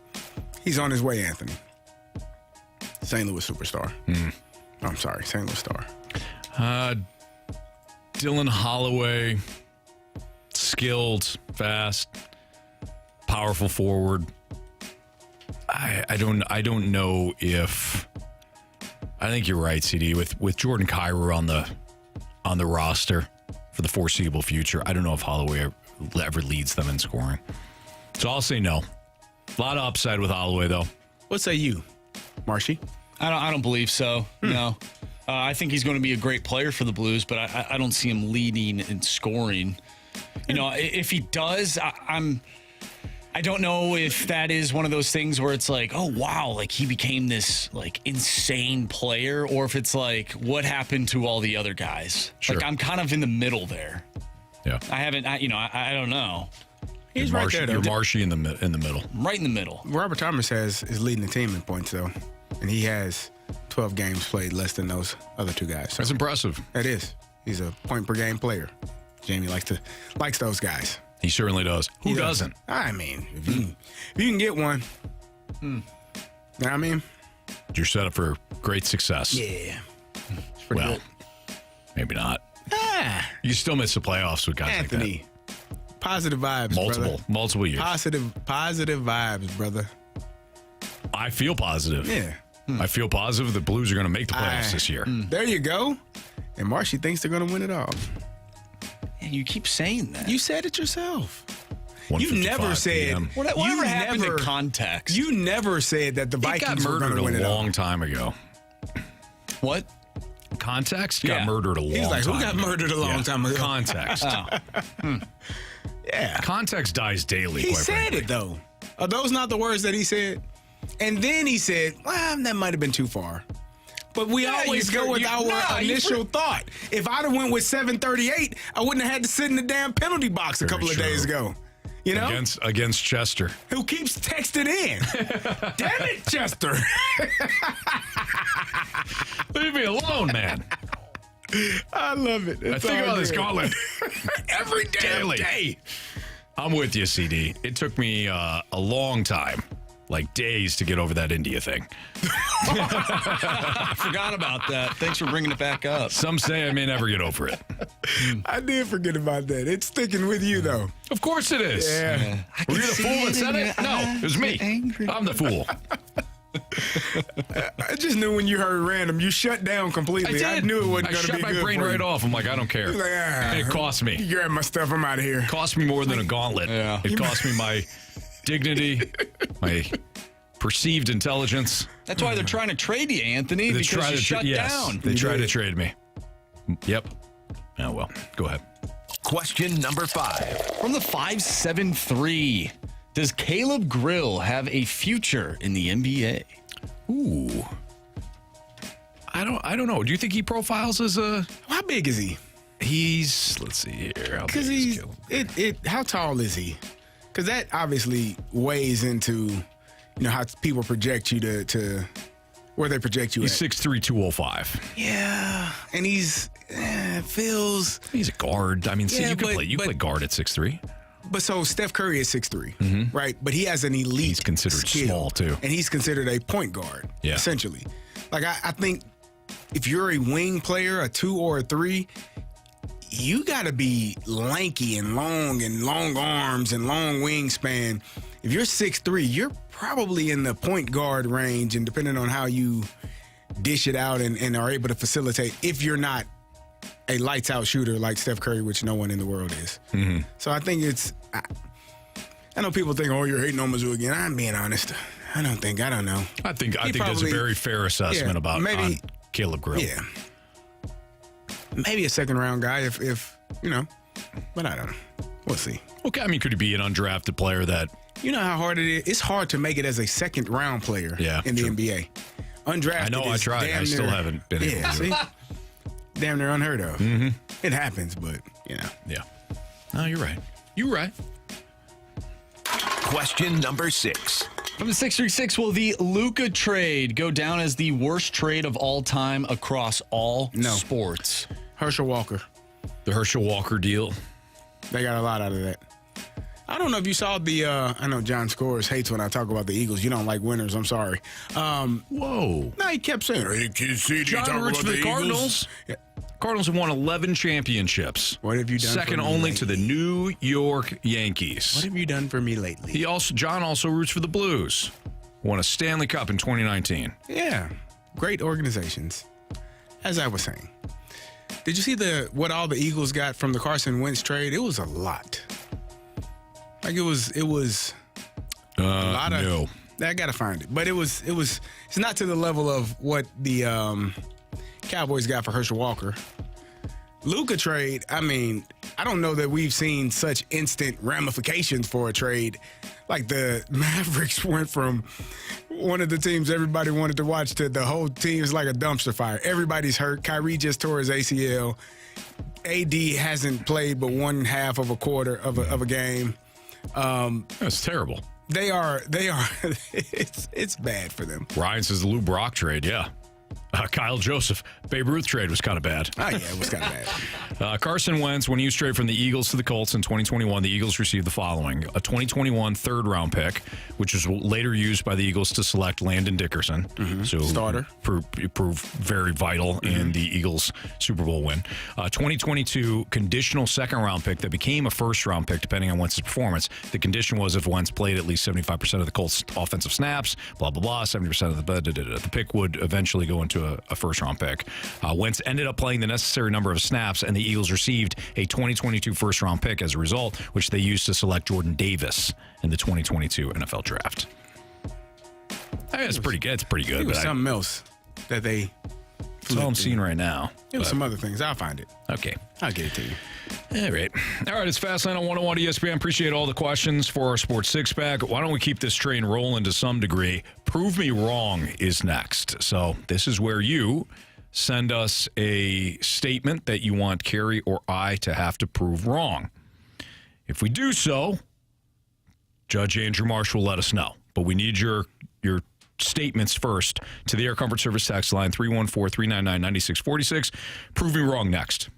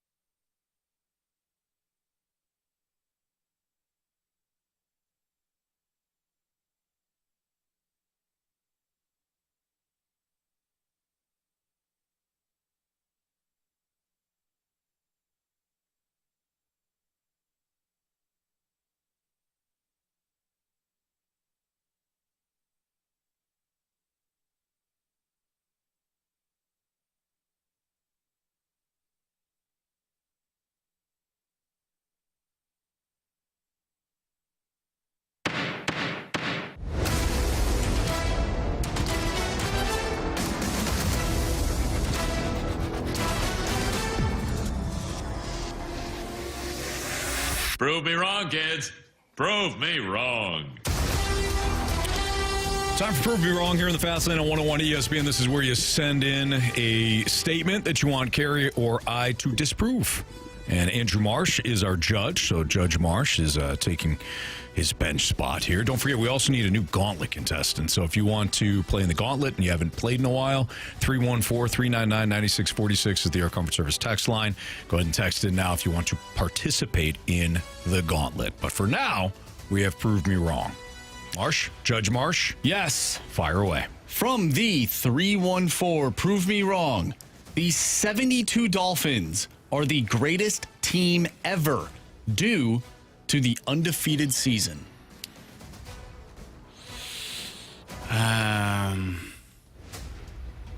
Well, undefeated season and a championship. I mean, have you never seen the Chicago Bulls? A team won 72 games in the NBA. They lost 10. Judge, are we only talking about the NFL? It just said greatest team ever. Go. Have you ever heard of the Bulls in the 90s? 95, 96 to be specific. That team had one Michael Jeffrey Jordan, arguably the greatest player of all time in all sports, and ever, Bob. He and his Chicago Bulls went and on to win 72 darn games. Lost 10, but 72 of them.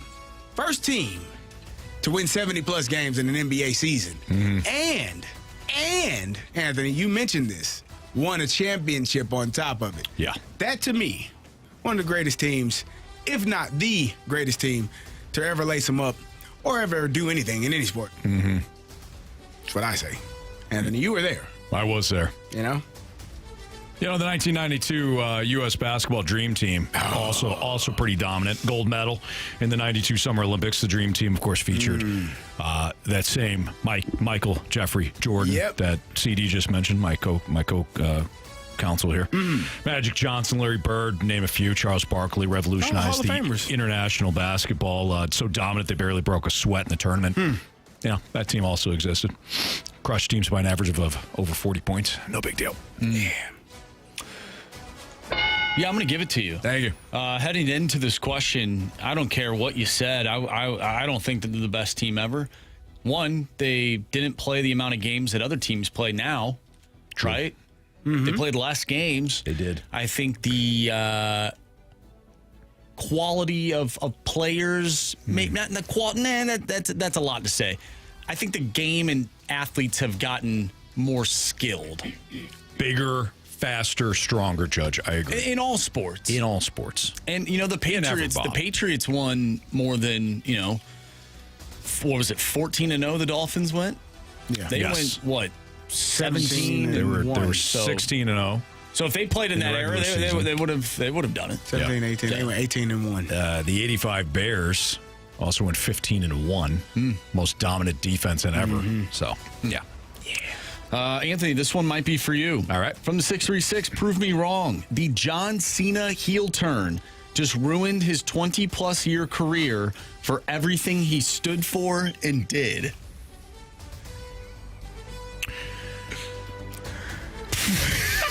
Here's the thing. John Cena is yeah, you know, you can't see me, right?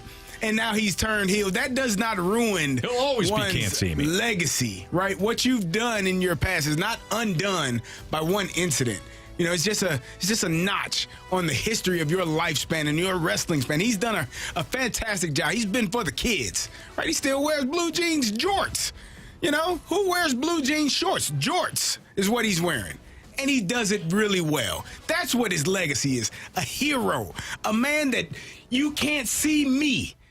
And now he's upset. He got a little upset sometimes. You know, you stub your toe, Marsha, you get upset for a couple of days. But you come back. He'll be back. This is just setting him up for what the future is going to be, and it's going to be outstanding. There you go. Breach. Damn. We called him a hero. Yeah. He went heel. He was a heel, not hero. He was a hero. Snake Pit's pointing out. No, you said he is a hero, not anymore. Hulk Hogan also went heel. Yeah. I mean, that's not a good example. Oh.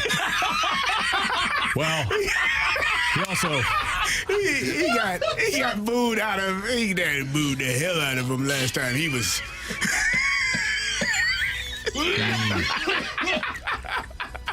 Were they booing him then or something for something else? Yeah, it doesn't matter. He's right. still healed in their minds. Okay. Yep. I'm not gonna do that. I love John Cena, though. But, yeah, no, it stinks. He had to do it to Cody Rhodes, too. American Nightmare. Anyways, from the 816, prove me wrong, the Chiefs still win their division being outside their window. I mean, you're talking about a Chargers team that, in that same division, wound up making the playoffs and were favored on the road despite Harbaugh really not having a ton of talent to work with. They parted with a bunch of guys because they were rebuilding that roster. That Chargers team, in other words, won't be worse than they were a year ago, and they made the playoffs. The Denver Broncos, also in that same division. We're talking about a Broncos team that was strapped from a cap standpoint because of the bad deal that they made for Russell Wilson. Sean Payton couldn't even work his magic, and they wound up making the playoffs on the road. Ran into a buzzsaw against the Buffalo Bills, but again, we can make the same argument that the Broncos aren't going to be as bad as they were a year ago. A playoff team. Like, that was their worst version under Sean Payton with Bo Nix. Can we say the Kansas City Chiefs are suddenly going to be better? That's a team that's got a bunch of cap problems. They just traded away Joe Thuney. Yep. This is a team that is going to have to retool. I think the Chargers and the Broncos are on the rise. I think the Chiefs, unfortunately for Chiefs fans, taking a step back. And as Carey aptly put it earlier, this current window for the Chiefs has closed. So, yeah, I could see the Chargers or Broncos win the division next year. Wow. Broncos really good defense too, Judge. Well, this is an interesting one because we have a Chiefs fan for about, a month? Yeah. What month is it, though, 2 Judge? weeks. Make a great point, Thank Anthony. you, sir. It's not February anymore. It's fast It lane. is March. It's fast lane March. It is. Okay, this one is interesting. From the 618, prove me wrong. Winter is forever better than 110-degree humid summer days. No way. You could go outside in the summer. You could play in the pool in the summer. Take the kids outside. If you have young kids, you don't want them cooped up inside for too long, Judge. You go outside. There's a whole bunch of stuff that you can do outside. You can keep yourself cool. Even when you're outside, you keep yourself cool. Then you go into the nice cool AC, and you're feeling good, too. Yeah. Popsicles, ice cream in the summertime, cookouts in the summertime. You can't do any of that in the winter. At least not that you want to. Nah. Give me that summer heat compared to the winter months. Cold, gray. I'm with you. Snow you're dealing with. 110? Judge. Humid? Judge. 110 humid. How many times did your vehicle break down because of that damn cold? Couldn't even get out of your subdivision a couple of times because of those winter months. I don't want that for you, Judge. Ever. 110 humid? Yeah. 110. AC. Anthony, remember how hot you were when you were sick? I was about 114. I should have been dead. Oh, God. 110 humid. Don't say that. That's hot.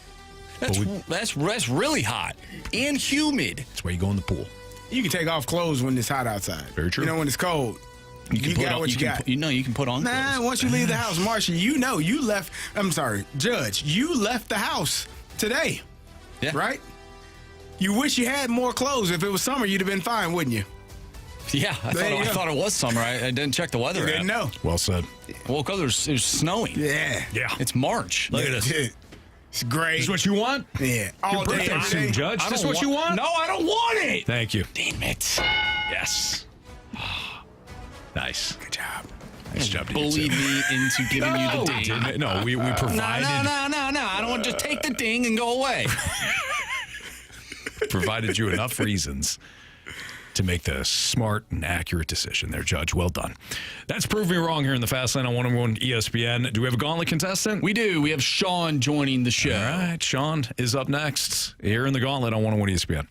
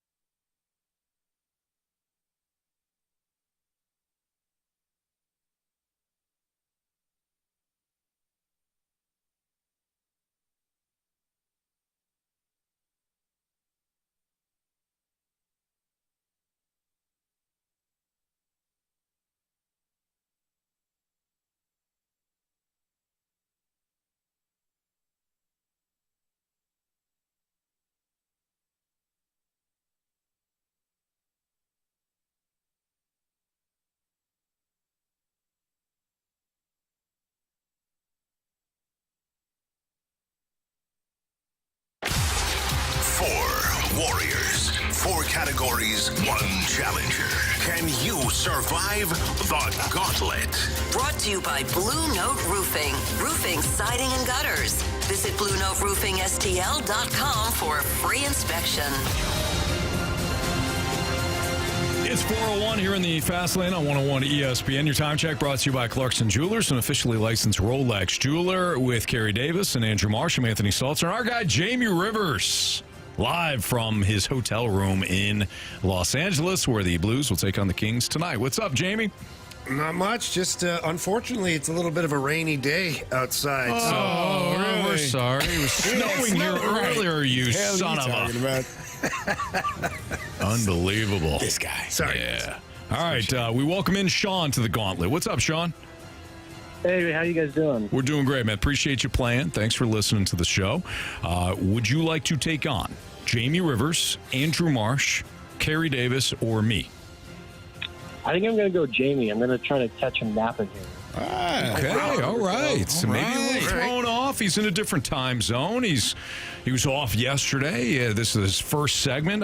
Sean, it's not a bad approach, man. It's not bad at all. Not bad at all. All right, so Jamie, go ahead and your own makeshift cone of silence. Yeah. You'll just text me when it's done. We'll text you when it's done, right. And Good luck, then you'll Sean. join us. Thank you. All right, so Sean, go ahead and tell Marsh to spin that wheel. Spin that wheel, Marsh.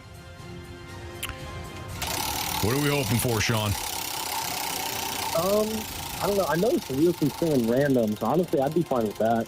You'd be fine with random. It's not random. It's not hockey. Okay. It's baseball. Ooh, baseball. That's fine. That'd have been good to me. All right. As long as it's like you give me 2000s to 2010 baseball, I'm good. All right, there you go. Okay. We don't know what the questions hold, but sure. Right, yeah. All right, so baseball. Every question's worth 2 points unless you ask for the options. If you ask for the options, those questions become worth 1 point. Sean, are you ready? Let's do it. Question 1. Among last year's playoff participants, name the 2 teams that had the fewest regular season wins. And we must have both teams. So among last year's playoff participants, name the 2 teams that had the fewest regular season wins. So what? It would have been both the 7 seeds. So it's what? Mets. Who's the ALCS? I don't think the Rays got in. It's Mets and someone. Let me get the options. Sure. The Detroit Tigers and the Kansas City Royals, the Houston Astros and the Detroit Tigers, or the Kansas City Royals and the New York Mets. So you can kind of see your thought. I understand your thought process on that, but you see. Right, yeah, because I guess one league was. What was the first option? I'll give them to you again. Tigers and Royals, Astros and Tigers, or Royals and Mets. Let's go Tigers Royals. Final answer? Yep, final answer. Question number 2. Hall of Famer Ryne Sandberg spent 15 of his 16 big league seasons with the Cubs. Another organization drafted the legendary second baseman, though, in 1978. Identify that club. For some reason, I'm thinking White Sox. I don't think Jamie will know this. Let's just go White Sox. Final answer. Question number 3. During the 1969 campaign, who stole home 7 times? Wow. Option. Is it Bert Campaneris, Curtis Flood, Curtis Flood, it's funny, or Rod Carew? Let's go Kurt Flood. Final answer. All right, final question for you, Sean. In 2024, only 2 Cardinals recorded 10 or more errors. They were Mason Wynn with 18, and who else? So I don't think Jordan played enough. This was last year, you said? Yes, sir. I don't think Jordan played enough. Could be Gorman. Burleson maybe, but I don't know if he played the field enough. Let's get the option. Let's narrow it down. Nolan Gorman, Nolan Arenado, or Jordan Walker? I just don't think Jordan was up here enough. Let's go Nolan Gorman. Final answer. All right. Marshy, you texting? I just sent the text. Nice job, CD. Way to go, kid. Sean, how you feeling? I'm feeling all right. These are pretty difficult. I don't know how Jamie's going to do, so we'll have to see. They were tough. I agree. They were tough. They were not necessarily 2000 to 2010. No, definitely not. I would have struggled. I would have struggled with this one. I'm glad I got the the one yesterday. The one yesterday. because that was more, I would say, more current outside of Oil Can Boyd. Oil Can Boyd. Where's Jamie at? Jamie, we texted him. It's a great question. He doesn't care enough to come back to the show. Well, here's check a little his phone. Little insight. I think Jamie uses his phone for the video. And so You think he left his phone there? I think he left his phone there. Oh no. So his phone is being used as the video. I think so. So now he is checking. He is checking something. He's got nothing to say. Oh, there we go. All right, there you go. We got him. Yep. No, he's got his phone in his hands. Oh, All okay. right. There we go. Hey, guys. Hey, there he is. Hey. You ready, Jamie? Yeah, how do you do? Okay. CD? Yeah, pack a lunch. Damn it. Your category today is baseball. Oh, Anthony, you know I love baseball. I know you do, bud. You ready? Yeah. Canada's pastime. Question 1. I don't think so. Question 1. Yeah. Among last year's playoff participants, name the 2 teams that had the fewest regular season wins. We must have both. Wow. Okay. I feel like it's the Mets or the Brewers and the Tigers. Do I get options for this? Yeah, you can take the options. Those are All right, worth give me the 1 point. All right. Yeah. Thanks, Anthony. Here's your options. Tigers, Royals, Astros, Tigers, or Royals, Mets. Oh, wow. Tigers, Royals, Astros, Tigers, or Royals, Mets. Tigers, Royals, Astros, Tigers, or Royals, Mets. Royals, Mets. Wow. I think the Tigers were. I can't get them out of my head. I'll go Astros, Tigers. Final answer. Question number 2. Hall of Famer Ryne Sandberg spent 15 of his 16 big league seasons with the Cubs. Another organization drafted the legendary second baseman, though, in 1978. Identify that club. Oh, man, that feels just like yesterday, too. How about the options, please? Is it the Toronto Blue Jays, the Philadelphia Phillies, or the Baltimore Orioles? Ooh. Ryne Sandberg, huh? Let's go with the Philadelphia Phillies. Final answer. Question number 3. During the 1969 campaign, who stole home 7 times? Oh, again, feels like yesterday watching this game. Yeah, options, please. Options are Bert Campaneris, Curt Flood, or Rod Carew. Wow. Who was the first guy? Bert Campaneris. Yeah, never heard of him, so I'll do Bert Campaneris. Final answer. All right, last question for you, Jamie. In 2024, only 2 Cardinals recorded 10 or more errors. They were Mason Wynn with 18, and who else? 10 or more errors. Wow. I feel like it's going to be a surprise one. Give me the options. My brain is frozen. Nolan Gorman, Nolan Arenado, or Jordan Walker? I think it's Nolan Arenado. I really do. I'm going to go Nolan Arenado. Final answer. Woof. All right, let's go over these. Sean versus Jamie today in the Gauntlet. Question 1, please.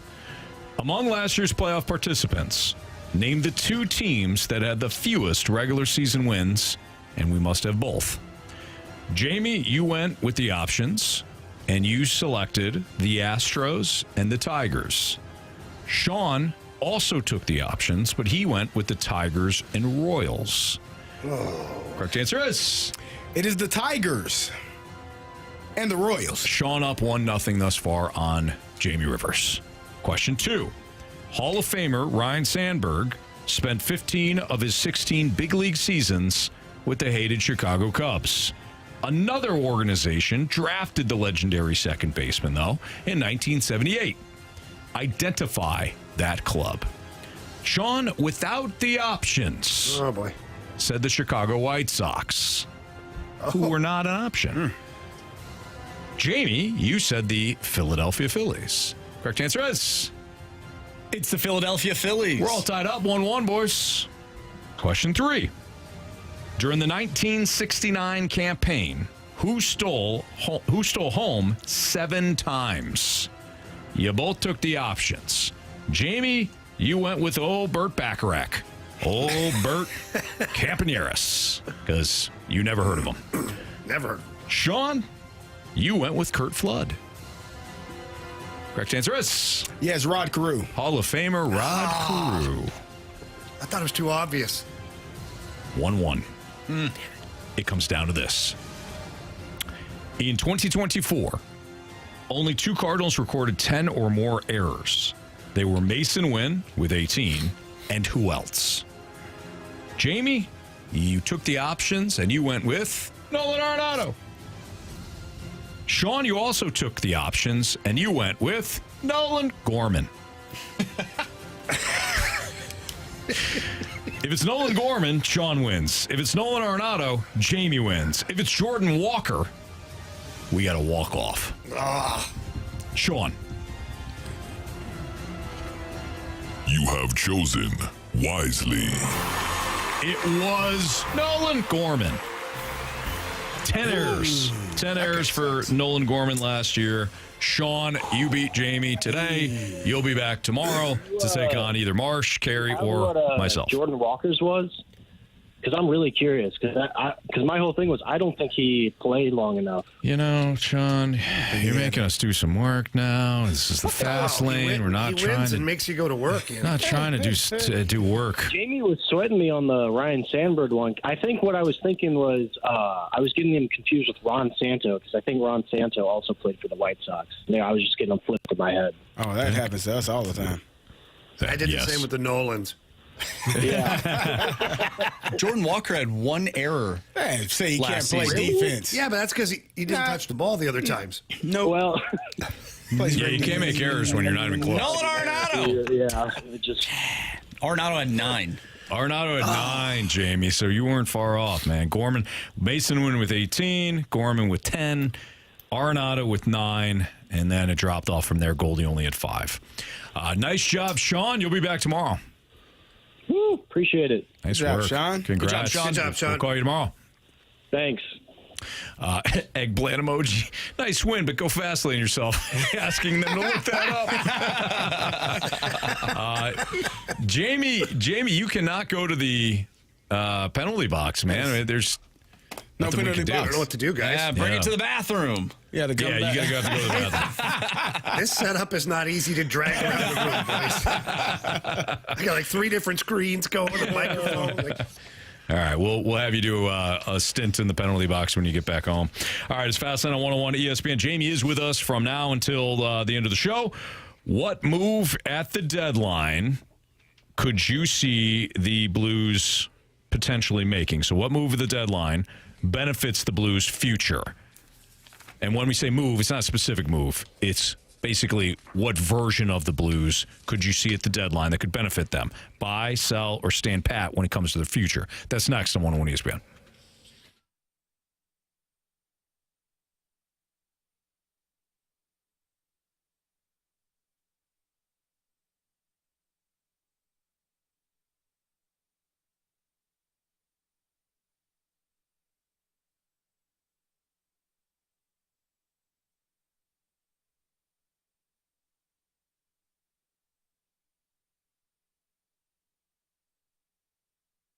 Elevate your performance with my friends over at Pure Performance. They are your one-stop shop for all aftermarket modifications, and they are known for their top quality work and outstanding customer service.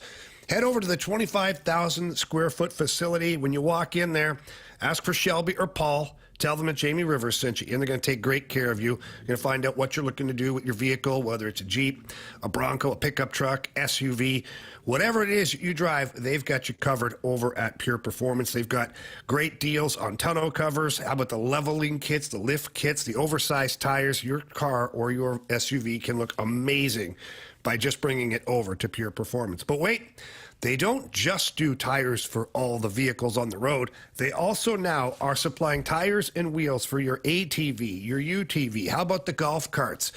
We see that some of those golf carts get tricked out pretty good. Well, that's thanks to Pure Performance and their crew and the amazing work that they do. So please head over there. Tell them that Jamie Rivers sent you in. Or you can visit them online at pureperformance.com. That's pure, P-U-R, performance.com.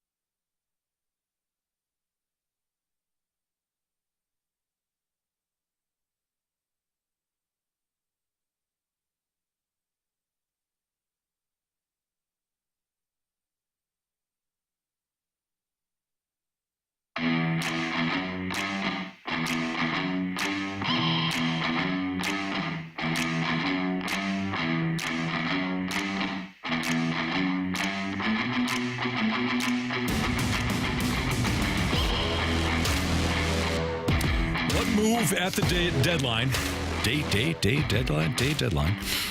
Benefits the Blues' future more. Buying, selling, or standing pat.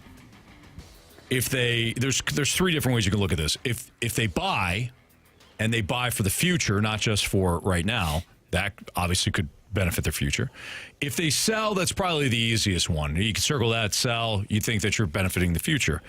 But if you stand pat, you're also not selling guys like Braden Schenn and Jordan Binnington. So, Jamie, what move or what category, if the Blues put themselves in a category for the trade deadline, what benefits their future more? Buy, sell, stand pat. When we talk about selling, I don't view Braden Schenn and Jordan Binnington as pieces you're selling. Those are probably pieces that other teams around the league are desperately wanting. Sure. But I don't think the Blues necessarily are like, oh, we're selling Braden Schenn and we're selling Jordan Binnington. I mean, if you're going to give me a king's ransom for each of those guys, then I guess you'd have to entertain it if you're the Blues. But I think the Blues stand pat. I do. I don't think selling is the thing. Buying, I mean, you know, if you're going to be buying something, what are you going to look for, a third-line center or a second-line center? If Doug Armstrong thinks that can help, you know, catapult this team into a surefire playoff spot, then, yeah, go ahead and do it. But at the same time, you know, you have to be careful of what you're acquiring. Is it a rental? I mean, Army said from the very beginning of the season he didn't want rentals. If he acquires a player, it'd be a player with term left on his deal. And very few of those guys are available for a cheap price.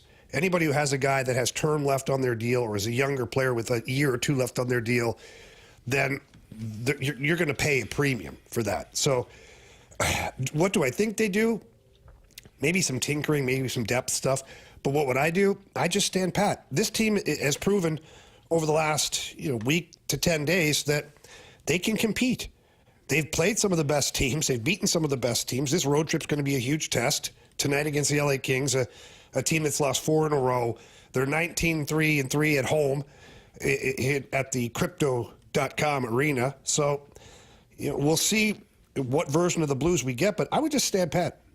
We had Joey V on yesterday, and he mentioned that. He said he does not believe that Braden Schenn will be traded at the deadline. And I think we all are in agreement. I think that this team, the way that they've been playing as of late, it would kind of signal that you are punting on the season if you make that trade. So I think we're all in agreement that that's going to happen. Obviously, you still got a couple more days before you know for sure. But I think trading Braden Schenn at this point, and especially trading Jordan Binnington, wouldn't be a good job, a good thing for the Blues to do at this point.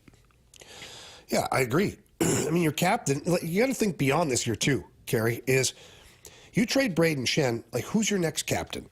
Like you can give the C to any player in the locker room, fine, but who's truly your next captain? Because I look at some of the struggles that Robert Thomas had this year, and one of the things that was highlighted by many people, and I'm not blowing it out of proportion, there's just some of the body language, some of the frustration, thing like that. Like I just don't know if handing the C over to Robert Thomas yet would be the right move. And then you have a team that's kind of fluttering around without a captain. You want to be one of those teams around the league that all of a sudden you don't have a captain. You get 3 assistant captains. Like all that stuff is preventable just by hanging on to Braden Schenn.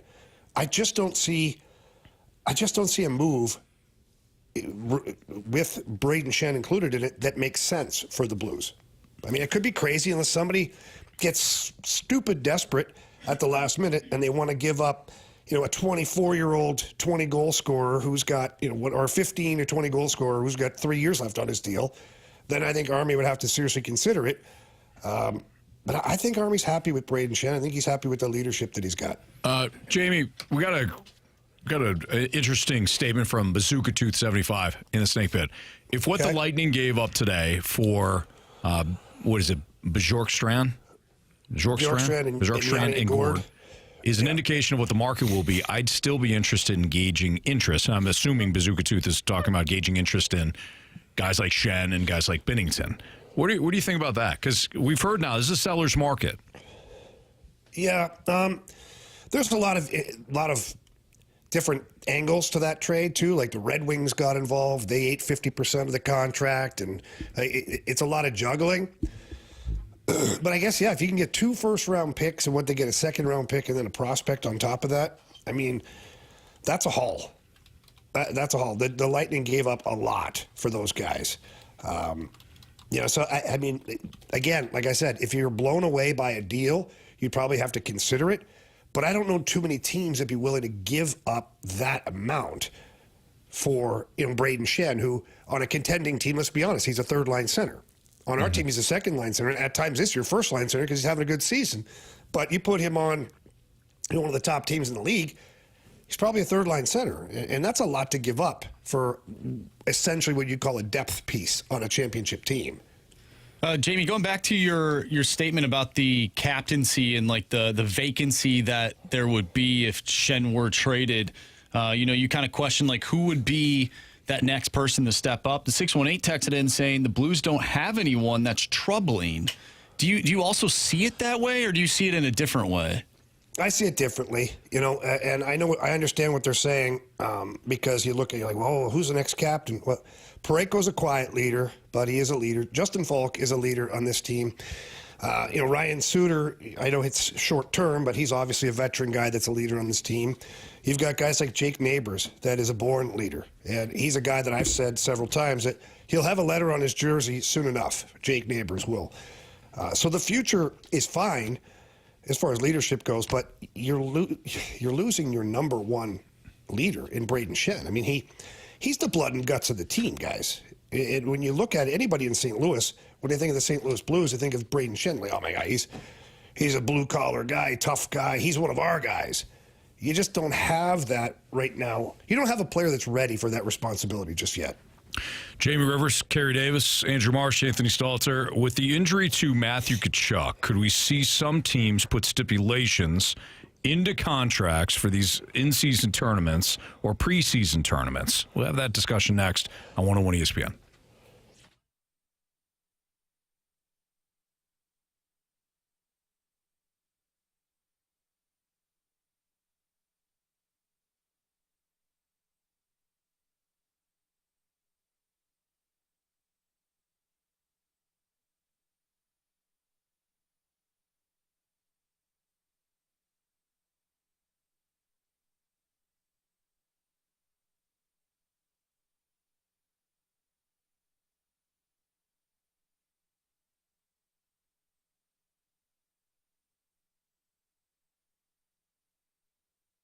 What's up, everybody? Jamie Rivers here, and I have got some exciting news for all of you savvy homeowners out there. My friends over at E&B Granite, they are in the cabinet business, and they're redefining upscale living. Imagine a cabinet that offers the sophistication of high-end design and at a price that's not going to eat up all the budget for your renovation.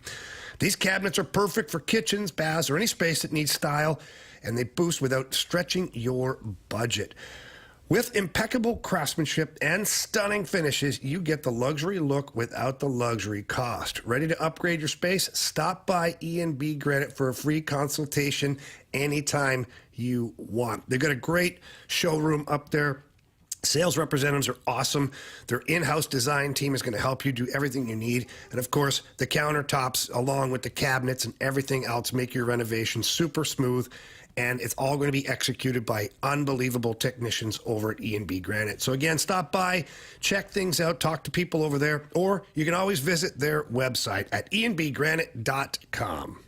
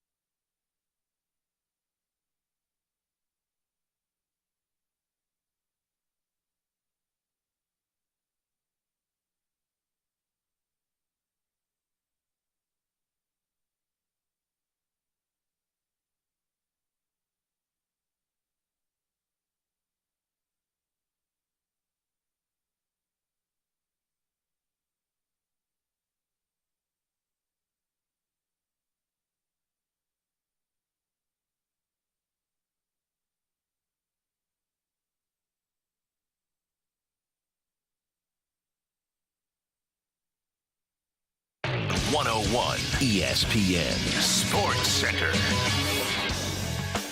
I'm Andrew Marsh. It's time for a Sports Center update driven by Johnny Londoff Chevrolet and Johnny Londoff Autoplex. Yesterday, we talked about Jordan Walker being injured in spring training. It has come out.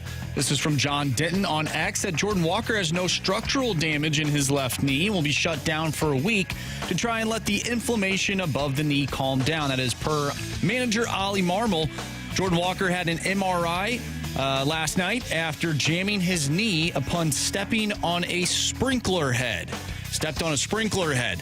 We talked about that earlier in the show. If you missed that conversation, make sure you go to 101ESPN.com or check out the free Dobbs Tire and Auto Centers 101 ESPN mobile app. Just head to the podcast page, and you'll find all of our interviews and full shows there. And it's all brought to you by the Schaefer Door Company. The Blues back in action tonight, taking on the Los Angeles Kings. You can listen to that game right here on 101 ESPN. Pregame starts at 8:30. Puck drop is at 9:30. At 5:15, we'll talk with Max Duggan of your St. Louis Battlehawks, so stay tuned for that. But coming up next, could we see teams put stipulations into contracts surrounding tournaments outside of the regular season? I'm Andrew Marsh, and the Sports Center update is driven by Johnny Londoff Chevrolet and Johnny Londoff Autoplex. See them at londoff.com. Chevy, together we drive. Are you kidding me?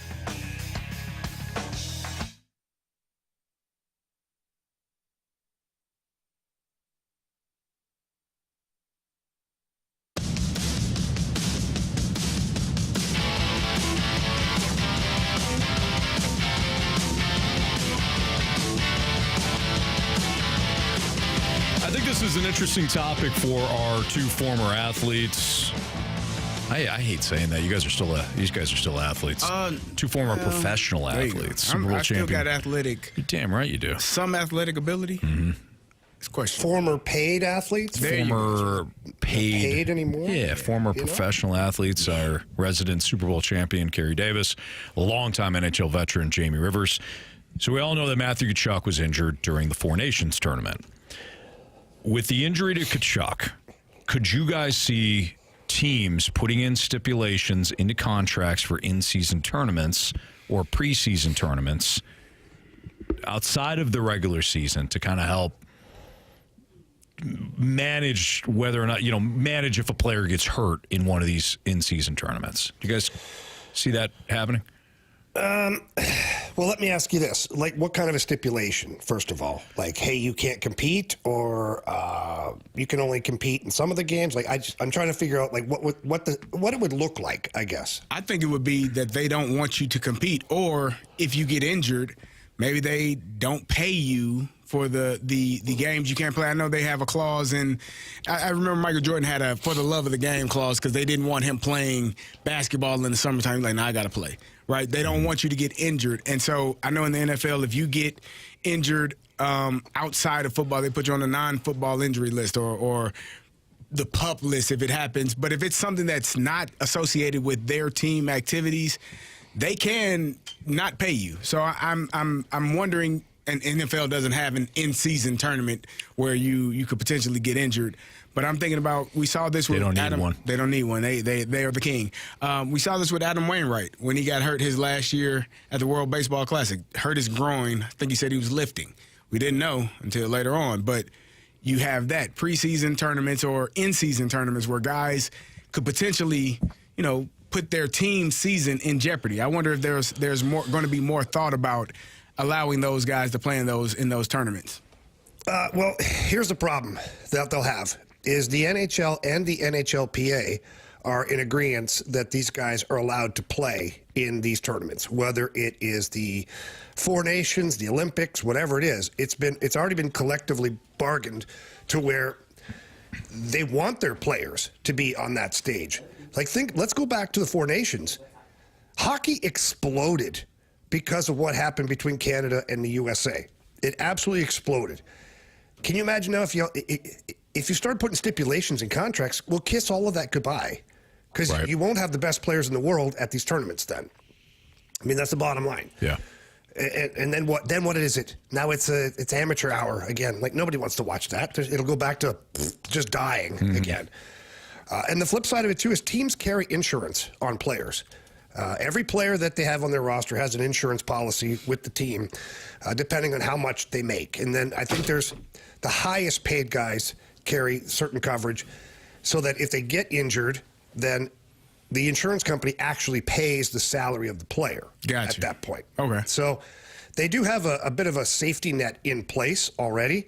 But I just go back to the original statement, guys. Like, the NHL is the one that wants these players in there. And the NHL, that represents the ownership, too. All the owners have agreed that these players should be in these tournaments because it's what's best for the game. I also find it pretty remarkable that the Panthers, in some capacity, like, kind of come out good in this. Like, they get Matthew Tkachuk on LTIR. Let's be honest, he'll probably be back for the playoffs. And their team...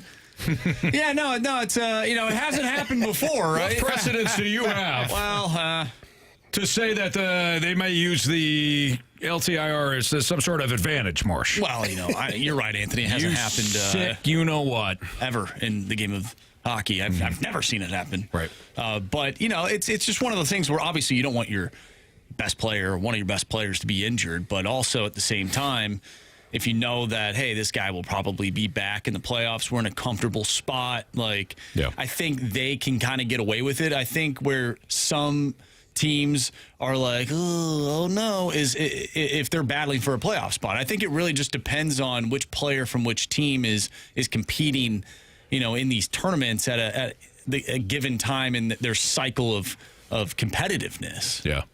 Like I said, the Panthers can kind of get away with this. True.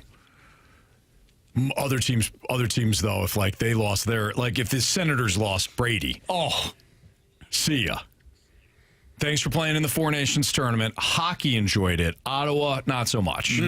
Yeah. So I hope you enjoy that Canadian Four Nations championship because you just lost Brady Tkachuk for a while. Yeah, that's the part that I think that would be detrimental to a team. Like, you lose your star player and you don't have a team full of star players. Right. Like you said, the Panthers are able to kind of withstand a loss like that, but some teams probably would not be. I mean, Jordan Bennington got hurt. You would, okay, you got Hofer, but you'd be like, man, that sucks. Yeah. We kind of saw that happen a few years ago when he got injured.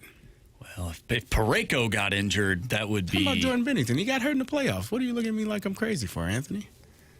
I don't know why you'd even put that out there in the universe. No, it already happened. It is unfortunate that Carey just did that. No, it's like you're willing it to happen again. No. It already happened, and the tournament is over, so it's not likely to happen. Carey, history repeats itself. Oh, gosh. What are you doing? I mentioned that he got injured years ago, and if that were to happen in the Four Nations tournament, which already passed, it would be a problem. This is disgusting. Can't happen right now. This is disgusting what you're doing. What's wrong with you guys? Oh, I don't even know where to go with this at this point. Oh, no. You guys are the one that said it's happening now. Come on, Carey, we're 3 points out of a playoff spot. You got to do that now. You got to talk about this stuff. Come on. This is sickening. You should be ashamed of yourselves. Us. All three of you. Come on. All three of you. Yep. Shame. We're having a nice discussion about players getting hurt for other teams. And you had to bring up one of our players getting hurt. From a few years ago. Shame on you. Oh, goodness. All right. It's Fastlane on 101 ESPN. Carey Davis, Jamie Rivers, Andrew Marsh, and Anthony Stalter. Are we making too much about the Cardinals playing multiple positions? Probably. We'll talk about it next on 101 ESPN.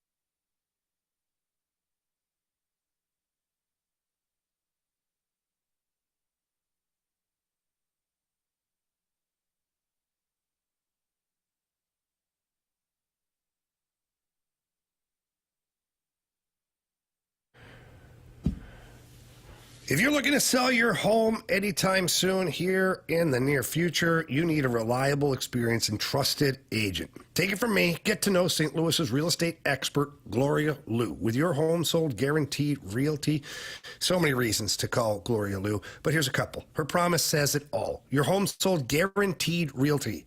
That's right, Gloria has mastered the home selling promise by guaranteeing upfront and in writing to sell your home at your agreed upon price and time frame, or she'll buy it herself, and she guarantees that in handwriting. Does your agent do the same thing? Probably not. Gloria also has thousands of buyers in her database, and how that helps you as a seller is Gloria now directs that traffic to your listing. Multiple showings, hopefully multiple offers. At the end of the day, you sell your home for the most possible money, and that's what Gloria Liu can do. And she's been in the business for over 20 years now, so any questions that you have for Gloria Liu, she's going to handle them expertly and do everything that she possibly can to get you to that closing table, again, making you the most money possible. So please give her a call. Tell her Jamie Rivers sent you in. Her number is 314-325-6888. That's 314-325-6888. You can always visit GloriaHasTheBuyers.com. Remember, conditions do apply. Gloria and the seller must agree upon the sales price and possession date.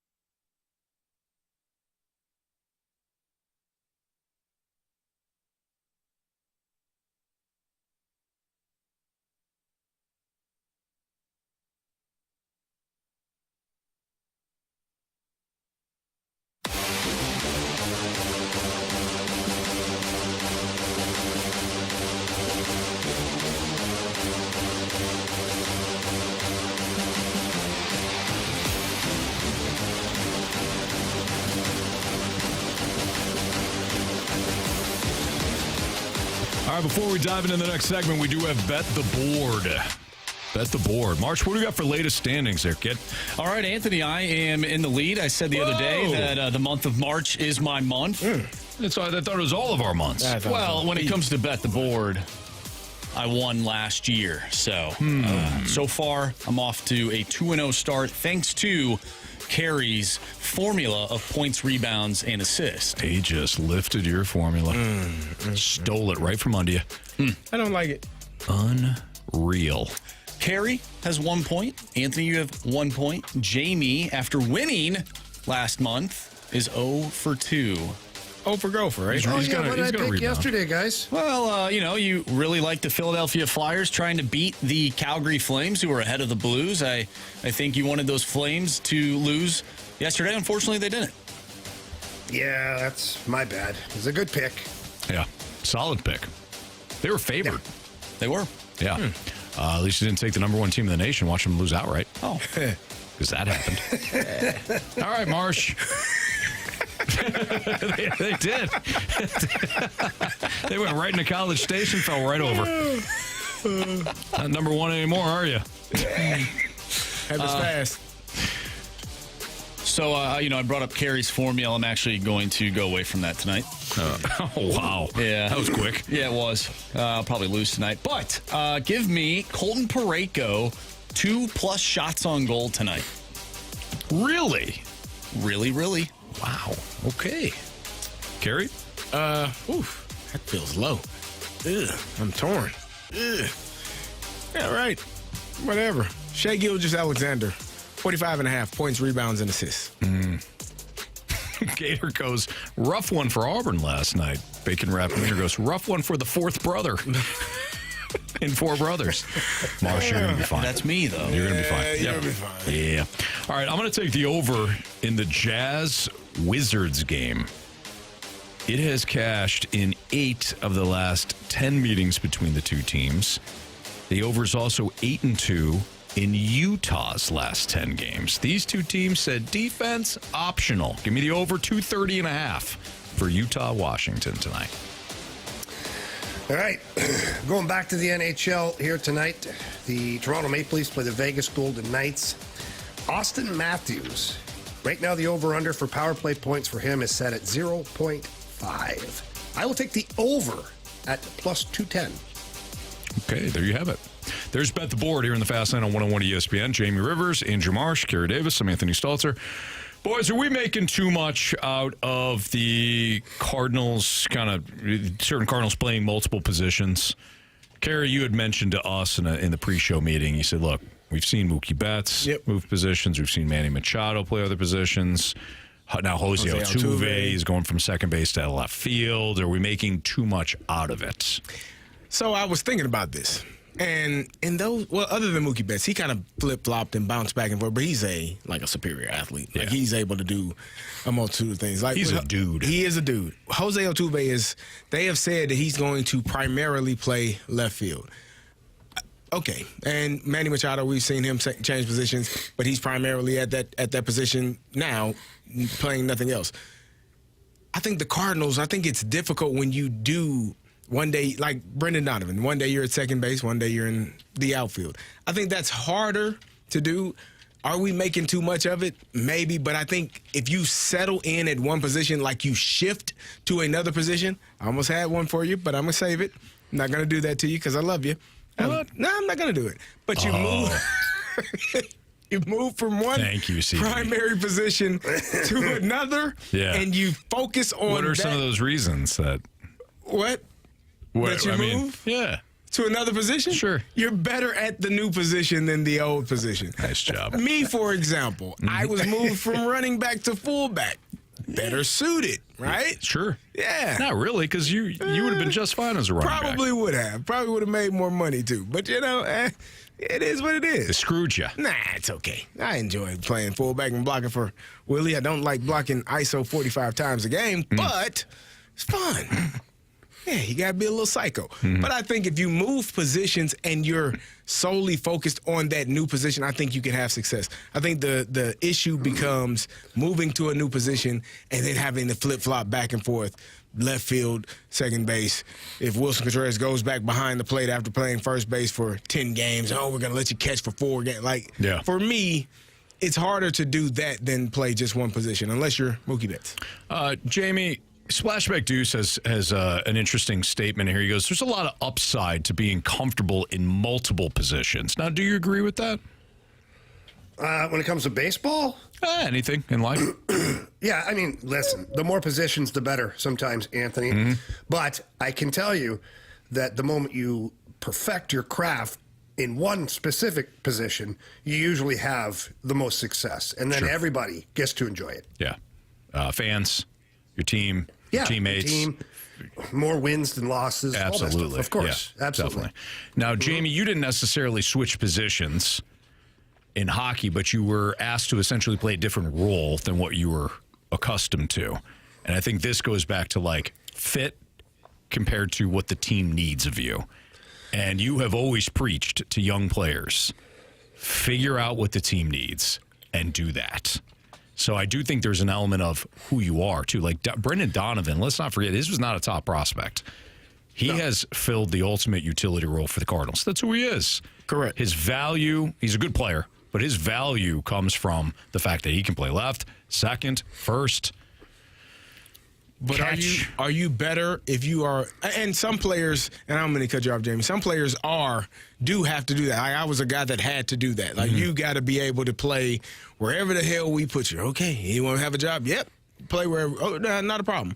But then some guys aren't suited or aren't capable of being successful in that manner, and they need to have that routine every single day, knowing where they are and what they're doing. And I think it's a little bit more difficult if you're that type of player. Yeah. Yeah, I agree. I think, look, it's tough, right? Because you have two different kinds of players. You have the kinds of players, Carey, like you and me, where we played where we were told because we wanted to continue to play in the league and we wanted to continue to play the sport that we love. There's a time and a place, too, where there's too much tinkering, too, sometimes. And you get a young player, and I'm not saying the Cardinals are doing this right now, but if you get a young player that's supposed to be playing a certain position, and then you start just bouncing them all over the diamond because of, what you think you need more as a team, and it might be detrimental to the development of a player. Sure. Like Jordan Walker, for one, I don't know what he looked like as a third baseman. I can't even lie about that and say, I watched him play third base. Never did. But that he was drafted as a third baseman. But then you had Nolan Arenado, so the team said, well, you're not going to play third base. You're going to play right field. And we've seen how that's gone for Jordan Walker. Now, it doesn't mean it won't get better this year, and it doesn't mean ultimately he can't be an above-average defender out in right field. I'm just saying we've seen how it's kind of, from a defensive standpoint, it has slowed down his development and his progress. So I think you have to be very, very careful with the players that you do kind of move around a little bit. I think that certain players can do it, other players cannot. And if you're an organization and you have a player that cannot do it, like you have to recognize that quickly and go to plan B or plan C as far as moving other guys around, because you don't want to ruin some of these young guys. And that's my biggest fear, is that they get playing average at several positions rather than playing really good at one. Yeah, no, that's a good call on that. And then you've got just a lineup that's like, yeah, well, we need more at bats for this guy, so we better put him here, and then we got to make it work, so we move this guy. I don't think that works. Yeah. I don't think you get great, or I don't think you get good or great at anything if you constantly are moving around. Yeah. No, just patching holes. Like you said, Altuve is moving to left field. That's different. Correct. When Skip Schumacher moved from center field to second base, that was a move. Wilson Contreras is moving from catcher to first. Like that's different. He's either going to be a first baseman or a DH on a game-to-game basis. Donovan is a utility player. You probably will always have at least one of those guys. I think what we're referring to is the Cardinals having multiple guys, multiple different mitts. They show up. They don't know where the hell they are. They realize they're. Where are I meant from a possession standpoint. They should know that they're in a clubhouse somewhere, but they don't know where they're playing that day. That wound up and all for the sake of the Cardinals saying we're versatile. No, you don't have anybody that can play one thing great, and that's an issue. I think they've moved beyond that for the most part. Yeah, at least I hope they have. Yeah. All right, it's Fast Lane on 101 ESPN. Jamie Rivers, Andrew Marsh, Carey Davis, and Anthony Stalter. How much will tonight's game impact the Blues' deadline? We'll get into that next on 101 ESPN.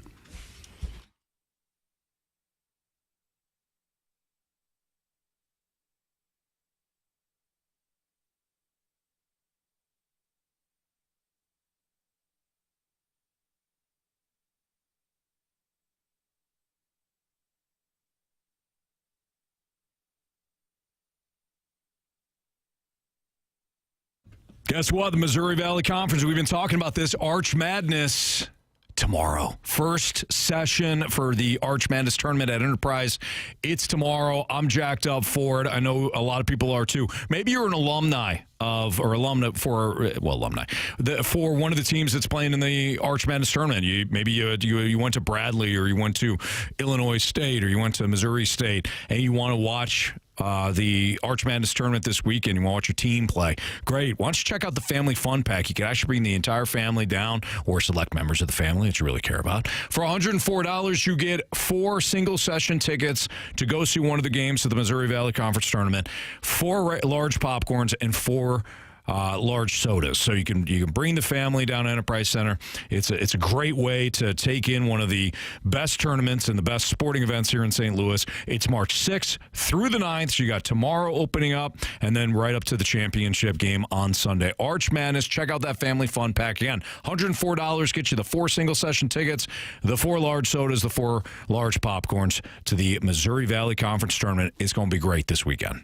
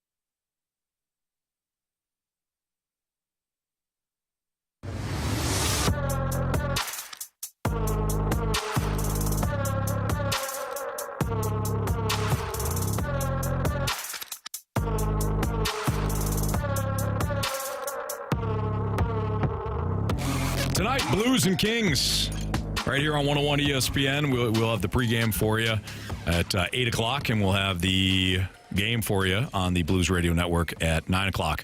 With Jamie Rivers and Andrew Marsh and Carey Davis, I'm Anthony Stalter. 5:01, your time check brought to you by Clarkson Jewelers, an officially licensed Rolex jeweler. So tonight marks the first of 2 meetings between the Blues and the Kings over the next 4 days.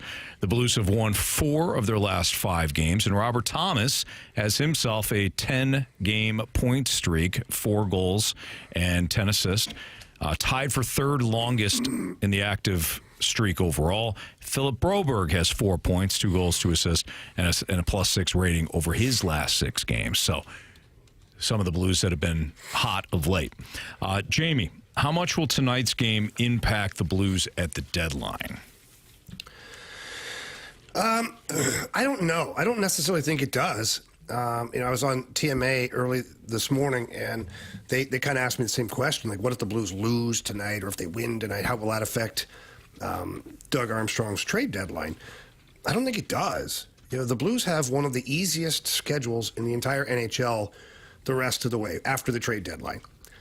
So if that's the case, like, you can't let one game all of a sudden just alter your course. Like, if they lose tonight, Army can't be like, that's it, we're selling everybody. Mm-hmm. Well, then if you have one of the easiest schedules in the NHL, you still legitimately have an opportunity to make a playoff push. So I just don't see the game here tonight ultimately, just changing the course for Doug Armstrong based upon a win or a loss here. What about if you look at the next two games, right? Because they've got the one tonight, and then they play Anaheim on Friday, correct, Jamie? Yeah. Okay, so the next two games. Let me ask you this, and Carey, I'd love to hear your thoughts as well. Do these two games matter in terms of the trade deadline? Do they really matter? Because let's say you split them, or hell, let's say you win both. Does that really change how you view the market? I think the market is going to determine what Doug Armstrong does, not necessarily what the Blues do in these next two games. Yeah, but Anthony, the game Friday will be post trade deadline. Okay, so there you go. So it's really just this game. It's just one game. So to my point, one game's not going to matter. I think it can't. Yeah. I think the decision once they won 4 in a row in the manner in which they did, I think, and then they lost to the Stars. The way that they played, I think the question was answered at that point. Like, I don't think you decide to make a move and break up that group that is playing as well as they have. Now they lost to the Stars 6-3, but the game it got out of hand late, and the penalty kill wasn't good. Mm-hmm. But they played hard, and that's one of the things that I think Monty had been speaking about, and pretty much any other coach that's been here prior to Monty, hey, play hard, play the game the right way. And now you're starting to see that. And I just don't think you make a decision to break that up, because there's a feeling, oh, crap, this team can actually make the playoffs. And we've said it all year for the last couple of years. Jordan Bennington is a playoff type of player. You get him in that environment, he can win you a game. He can steal you a game. He can possibly steal you a series. So you're in the position, in my opinion, to make a run, to make a push. Yes, you want to win this game. Yes, you want to continue to win. But I don't think that they're at the point right now, even if they lost this game tonight, that you make a decision to make a trade and sell at the deadline. Yeah. What would it say about the Blues front office if they were literally that hair trigger on one game? Right. Like, that would be. It would almost be irresponsible. Yeah, it would be completely opposite of what Doug Armstrong has been his entire tenure with the Blues. Mm-hmm. Army sometimes has been probably too patient or waited too long for certain things, but in other times he's been ahead of the curve as well, recognizing certain trends for the team, whether they're good or bad. I just don't see Army right now sitting in his hotel room here in L.A. going, well, boys, here's two different scenarios. Got the dry erase board up and be like, if we win, we're going to get this guy, this guy, this guy. We're giving up draft picks for stocking the cupboards, man. Let's go. And if we lose, everything must go. Like, I just don't see that happening. Mm-hmm. I think Army's got a plan, and I think he's going to wait to see how certain teams react, how the market is kind of – I don't want to say how the market jumps around, but kind of, like if certain players are garnishing a massive amount of return for the trade, then maybe you think about doing certain things. Yeah. If you see that teams are overpaying big time for players that aren't worth it, you have to also be aware of that, so that you're careful of not doing the same thing if you're trying to acquire a player, because other teams will set the market. Like right now, the Tampa Bay Lightning have kind of screwed the market, because I think they gave up way too much for the players that they got in return. I do. I think they're good players, but they gave up a lot. And now if your other team's looking at that, if you're a buyer, you're like, oof, I don't know. If you're a seller, you love it. But if you're a buyer, you hate it. Steep and then price. Which I think that's why this deadline's going to be kind of weird. I think you're going to see a ton of action at the very end, like in the last hour of it, where teams will panic and either lower their asking price or pony up with the unreasonable stuff. You know what I mean? It's gonna be interesting. I think one thing that we really haven't talked about is what the Calgary Flames and the Vancouver Canucks are feeling right now. Like, are they in a similar situation where they're like, yeah, I know we're in a playoff spot, but like we need to look towards the future. Maybe there's some pieces we can sell off, and maybe that in itself helps the Blues jump them and then go on into the playoffs. I wonder what their mindset is heading into the trade deadline, or will they be buyers? And could that maybe change your tune if you're Doug Armstrong? I don't think it can, Marshy. Like, it's just like we talk about all the time when you look at certain football teams or baseball teams and teams in your division are doing certain things. You can't let what other teams do change the course of your actions. Mm-hmm. You just can't, because then you're basically operating your business through panic. Mm-hmm. And that's when you make mistakes. Any business in life, for that matter. You start making decisions when you're panicking, the company's going to suffer one way or another. So I just think that Calgary's an interesting one. I think they will be buyers. I think that Craig Conroy looks at that team and says, okay, we're massively overachieving right now, and we might be able to get into the playoffs, but we may not be able to do it next year with the same type team. So I could see Craig Conroy maybe getting a couple of pieces. I'm not talking like star players by any means. I'm talking a couple of depth pieces, maybe that number 5 defenseman. I mean, you can never have enough defensemen when it comes to your playoff push or your playoff run, because it's inevitable somebody is going to get hit with the injury bug. As far as Vancouver's concerned, dude, they're a mess. They're a mess. No, but think about it. They traded away JT Miller, and he's got 12 points in 10 games for the Rangers. That's the guy you traded away. Meanwhile, the guy that you kept, I don't think he's scored a goal since JT Miller's left, in Elias Pettersson. So I don't know what the hell they're going to do. They've got $11.6 million wrapped up in Pettersson, and I don't know what they have to offer as far as trades are concerned. I know that the goaltending position for them, if Thatcher Demko is not 100%, they're in trouble there as well, too. I see the Vancouver Canucks continuing to slide in the standings. The Calgary Flames are going to be a team that are right there in the mix. They're a hardworking team, well coached for that matter.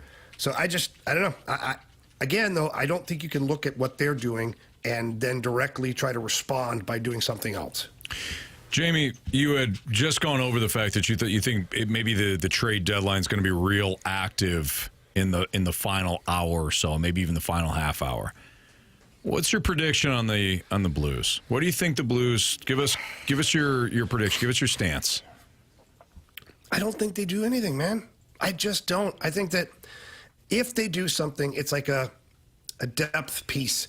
Or maybe, and I don't know this to be true, maybe they move on from Alex Texier, because it doesn't seem like he's going to find a spot on this team right now. He's healthy, and the team is continuing to play games without him. And you think after he comes back from being sick, they'd give him a chance to play a game or two. They haven't. Jim Montgomery likes his current lineup right now, and he's not going to change it at all. Mm-hmm. Yeah. What's your prediction, CD? I predict the Blues stand pat. Yeah, they stand pat. They don't make a move. They don't go and try to. I don't think that they should. I don't think it makes the most sense. I don't think it makes the most sense to do anything. As I said, they've been playing really well as of late. So you gotta appreciate the effort that they're giving. And I think you kind of ruin the mojo that you got going in this locker room right now if you do that. Marsh? I don't think they do anything. I really don't. I don't think Braden Schenn's leaving. I don't think any of the this is the team. This is the team. We're seeing it right now. It's coming together. I do think these next few games are important, though. Like, you don't want to essentially make Doug Armstrong look bad by not doing anything and then all of a sudden laying a goose egg and going back to what you were at the beginning of the year. Like, you definitely don't want to do that. But I think by Doug Armstrong staying, with this group and not making any moves, I think that gives them a ton of confidence, knowing that, hey, he believes in us. We're not doing anything. This is our group. We're going to go out there. We're going to try and make the playoffs and play our best hockey. Yeah. All right. It's Fastlane on 101 ESPN. We're going to talk to Max Duggan of the Battlehawks. Obviously, a decorated collegiate career.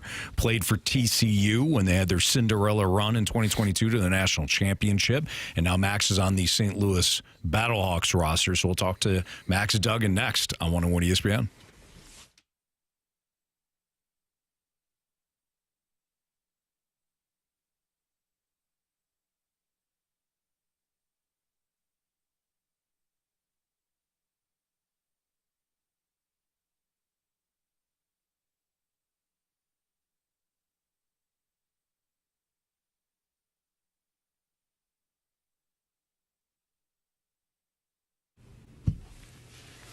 If you're looking to refinance your home, maybe consolidate some debt, or even purchase a home, I mean, it is that time of year. Springtime is here. You're going to be maybe looking at some homes.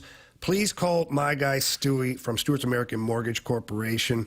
Anthony and I have been working with Stewie for a number of years now, and I purchased a home using Stewie as my lender, and it was an unbelievable experience. It was so smooth. The process was easy. His employees did a fantastic job, and I couldn't be happier, which is why, Anthony, we need our listeners to call Stewie. No matter what their financial problem is, he's usually got a great solution. Jamie, do you remember what I referred to Jordan Binnington as in that Game 7 against the Dallas Stars when he just tapped both posts and then skated off after the maroon goal? Do you remember what I called him? Called him the psychopath. And that's what our guy Stewie is. And I mean that in the best way. He's an absolute psychopath when it comes to saving you money. He's phenomenal. He's done so for many of our 101 ESPN listeners. He's done so for Jamie and I. It's not just if you're purchasing a home, debt consolidation, refi. He's on top of where the market is, where it could be going. He's clairvoyant. He's the man. So give him a call. Personal cell phone number, 314-324-4440. Again, that number, 314-324-4440. Call him, text him, day, night. Doesn't matter. He's up. He's ready to go. He's ready to get your call. Give him a ring. Ask him what he can do for you. You shouldn't be shocked, but you'll be shocked how much money he can save you. Call Stewie, text him, Google the bagel loan. NMLS number 226715.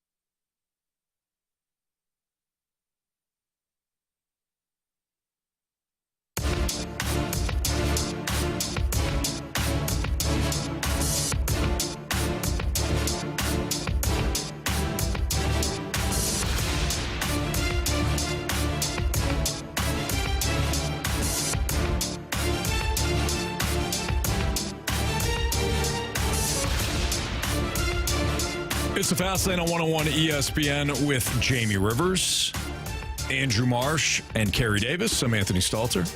In a second here, we're going to be joined by Max Duggan of the St. Louis Battlehawks. And, boy, Max has had a decorated career. Obviously, the quarterback for the TCU Horned Frogs when they had their Cinderella run in 2022 to the national championship. And 2022 Heisman Trophy finalist, finished second behind Caleb Williams, Big 12 Offensive Player of the Year that year. I mean, Max Duggan had quite a year, and he played 4 years at TCU. He was the starting quarterback as a freshman, too. And joining us via the Callier and Thompson phone line is Max Duggan of our Battlehawks with Jamie Rivers and Carey Davis. I'm Anthony Stalter. Max, thank you so much for joining us. How are you? I'm doing good. Yeah, thanks for having me on. Oh, it's our pleasure, Max. I was just talking about that 2022 season that you guys had at TCU. I'm sure there were so many moments in that unbelievable year that culminated in you guys going to the national championship. But is there one moment you go to a lot during that year, whether it was a game or a specific play, that you reminisce sometimes? Yeah, that season was really special, and there was a lot of good moments, and it's kind of hard to kind of pick one exact moment. We played Baylor that year, won on a game-winning field goal, big rivalry game late in the year. And that was a pretty cool moment to reflect on with all the guys. You guys were down in that game, if I remember correctly, right? That was a comeback.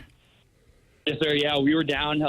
Guys fought hard. Were able to come back, and big rivalry between TCU and Baylor. So it was fun to get that win that way during that season. All right, Max. So now you join us here in St. Louis with the Battlehawks, and it's pretty well known that the crowds here show up for their team, their Battlehawks. They love going down to the Dome and playing. How excited are you to get in front of all these fans in St. Louis and start throwing that ball around? Oh, it's going to be a lot of fun. Just hearing about the guys right now talk about, what it's been like to play, back in St. Louis. And so I'm excited. I've seen a lot. I've heard a lot about it. And it's going to be a lot of fun playing in front of the, home fan base. Max, have you had a chance to kind of digest the playbook and start learning and going over and getting the timing with your receivers? How has it been these first few days of camp for you all? Yeah, it's been a lot of fun to get out on the grass with the guys, and obviously every day, we're going to work, we're learning the playbook, we're getting to know each other, coaches, staff, teammates, everything. So it's a lot of fun to show up for work right now. Max Duggan of the Battlehawks joins us right now on the Fast Lane on 101 ESPN. I know that you're your own player, you got your own playing style, you're a dual threat signal caller. But did you look up to any NFL quarterback, either when you were young or maybe you were at TCU, to model your game after? What qualities did they possess that you admired? Yeah, I think there's a lot of quarterbacks that, you can, model your game after and follow and maybe take, one thing from everybody. And I think a lot of it's just, guys that are, consistently winning from the pocket, guys that are tough, competitive, that can go run the ball. And I think you find that in, a lot of different quarterbacks around the league. But it's been fun to kind of watch different guys growing up nowadays, getting to know people and just learn, more about the position. Max, I want to take you back to that 2022 season. You all had an outstanding year. You were undefeated. You make it to the Big 12 championship game, and you have a tough loss against Kansas State team that was able to win that game. Was there any doubt at any point that, man, we just may have ruined our opportunity to make it to the college football playoff? What was the feeling in that locker room after that game? Or were you all really confident that you still had put on enough good tape that you would make it there? Yeah, that was a tough game. It was a hard game. Kansas State ended up beating us, and it was a great game. But, yeah, our guys were hurting after because we, weren't sure about, what the future held for us. We took it kind of out of our hands. We were confident, that we may, still get in. But, yeah, guys were hurt after because there was a lot of unknown at that point. And then what was the feeling when you all were able to beat the Michigan team that no one predicted that you all even had a shot in that game to beat that team? And it was wild, too, Max. I mean, what was it like? You're on the sidelines, go back and forth. I mean, I just remember the big plays were unbelievable in that Michigan game. Yeah, that game, it was a lot of fun. Obviously a great team and program in Michigan, and being able to go back and forth on that stage. And, yeah, our guys played with, without fear. They just kind of went out there and let it loose. And, it was an awesome game. We were able to get the win. It was a good night. Max Duggan of the Battlehawks joins us right now on the Fast Lane on 101 ESPN. Max, we have a lot of listeners that either are parents that coach their youth or they're trying to support their kids, and if they're playing football and they're playing quarterback, what's your advice for young quarterbacks? If there's one thing that you would focus on now, if you're sharing that advice, what would it be for young quarterbacks? Maybe not even towards young, quarterbacks specifically, but I think playing as many sports as you can at a young age. I think as a quarterback, there's a lot of, different skill sets that I go through every single day that I learned from playing basketball or playing baseball or, running track. And I think those little things have helped me. And I think that would probably be my one piece of advice for, younger kids kind of growing up, wanting to get into the position.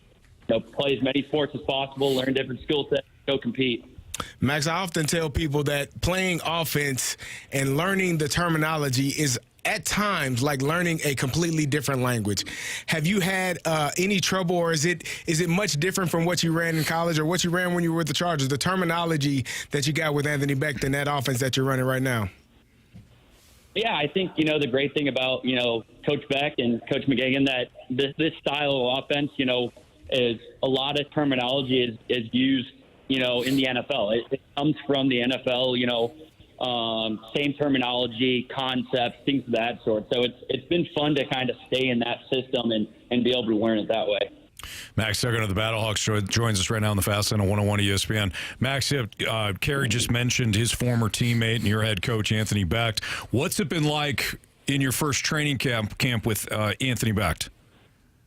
It's been a lot of fun. I mean, Coach Beck you can tell that he's supportive and he's here for us. And, every day he sets the standard of how our team and how our program needs to run. And I think you can see it. He's been that player. He's been in the fire. He understands it, but he's got nothing but support and confidence in us. And it's been a joy, to get started with him. And one of the strengths, Max, that we've really enjoyed over the last 2 years watching the Battlehawks has been the wide receivers. What's it been like with throwing to these wide receivers, and who's really stood out this far in camp? Yeah, it's been a lot of fun. I mean, we got studs all around the field, and guys are flying around, different body types, different skill sets. Everyone's meshing together. Guys play off one another, so it's been fun to get out there and just, have some fun with them on the grass, throwing it to them. And then finally, give us a sneak peek here on the defense, because you face those guys daily. I realize you might not always be facing the starters, but what's it like facing this Battlehawks defense? Yeah, man, it's hard, man. It's hard. They're flying around. They're athletic. They do a great job, just, being athletic, scheming things up, moving around, being athletic. And so, it's fun to go against them every day, and it's going to make us better. Now, Max, I got one last question for you, because I am from St. Louis, Missouri, but I went to Illinois, and I get a lot of crap around here. People ask me, well, why didn't you go to Mizzou? Why did they attack me? Now, you are from Iowa. How did you not end up at Iowa State and end up at TCU? Coaches from TCU ended up coming up to the school and had a visit with them. Got down on a visit down here in Fort Worth, and I absolutely loved it in Fort Worth. I love the school. I love the program, everything about it. Just made my decision, and I was really happy about it. Awesome. Good for you. Hopefully the people in Iowa don't attack you like our fans here attack me. Oh, come on, Carey. Max, we appreciate the time. Best of luck. We're looking forward to watching you and the Battlehawks at the we call it the Battle Dome here in St. Louis, but we're looking forward to watching you, man. Thank you. Yeah, thank you, guys. Thanks for having me on. All right, take care. That's Max Duggan of the Battlehawks here on 101 ESPN. Caw-caw! It is funny that you asked him about the Iowa. Yeah, so he's from Council Bluffs, Iowa. He goes to TCU, and he starts as a freshman. Correct. And TCU's program, I mean, for that was a really good program from about 2000, and then they had some lean years, and then when Max got there, the 2022 season was remarkable. But he starts 4 years at TCU, leads the Horned Frogs to the national championship. They beat Michigan, and then the following year, was it the following year that Michigan won, or was it 2 years? 2 years later. 2 years later, Michigan wins. No, it was the following year with Jim Harbaugh. Yep. I mean, there was a lot of the same pieces at Michigan that TCU beat that year, that won the national championship the following year. Unfortunately, as Jamie likes to put it, TCU finished third the night that they played Georgia, but I don't know who's beating Georgia that night, even a good Michigan team. But this is a decorated career. And I got it on good authority that Anthony Becht and the Battlehawks, when they decided to move on from A.J. McCarron, they wanted a dual-threat quarterback. If you look around the UFL, they've got mobility. The quarterbacks typically have mobility. And they're kind of punting, so to speak, on A.J. McCarron's ability to go pre- and post-snap, that experience, to get more mobility at the position. Well, enter in Max Duggan, who is a dual-threat guy.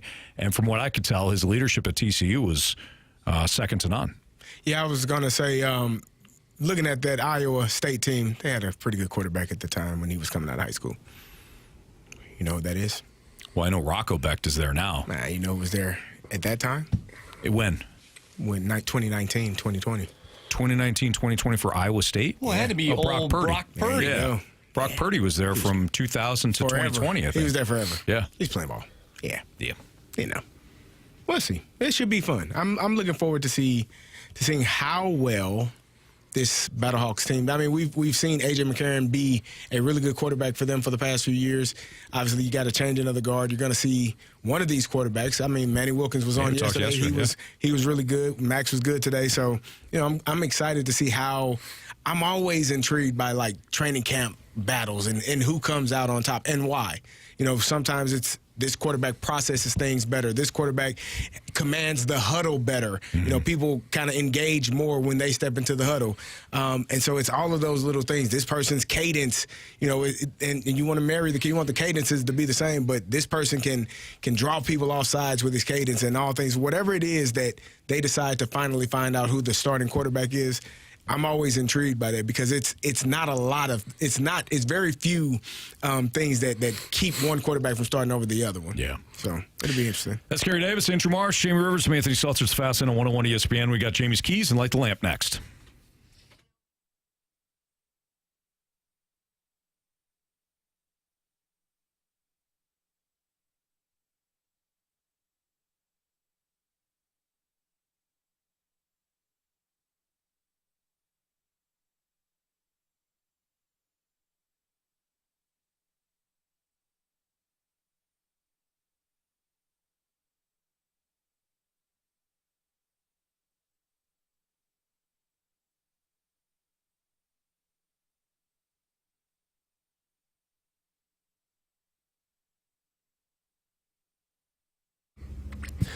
If you like sports betting, then please download Circa Sports Illinois, the app. It is the best in the business.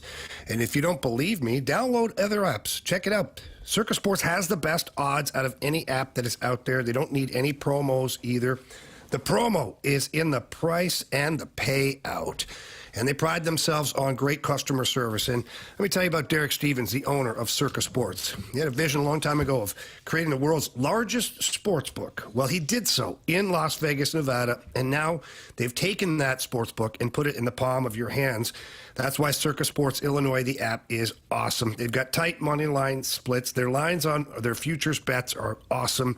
How about you get that old school Vegas feeling, too, when you're betting and using the app for Circa Sports, and their high betting limits as well. So please download the app. You can get it from their website or find it on the App Store.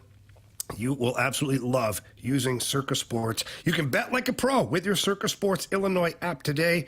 So join in on all the excitement. If you or someone you know may have a problem with gambling, call 1-800-GAMBLER or text ILGAMB to 833-234.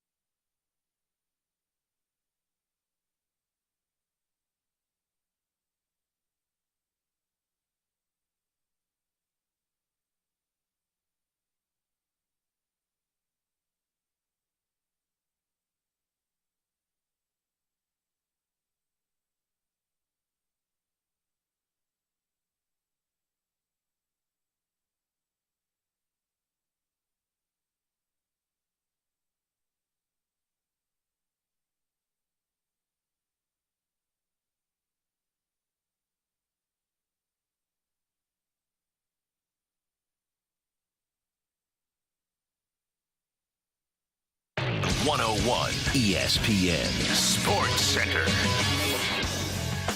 I'm Andrew Marsh. It's time for a Sports Center update brought to you by Saliga Heating and Cooling. The Blues take on the Los Angeles Kings tonight, and you can listen to that game right here on 101 ESPN. Pregame starts at 8:30. Puck drop is at 9:30. If you have missed anything from today's show, including our interview with Max Duggan, quarterback for your St. Louis Battlehawks, we just talked with him. If you missed that or anything from today's show, make sure you go to 101ESPN.com or check out the free Dobbs Tire and Auto Center's 101 ESPN mobile app. Just head to the podcast page, and you will find all of our interviews and full shows there. And it's all brought to you by the Schaefer Door Company. We have Jamie's keys to the game tonight, and we will light the lamp next right here in the Fast Lane. I'm Andrew Marsh. This Sports Center update is brought to you by Saliga Heating and Cooling, an independent American Standard heating and air conditioning dealer.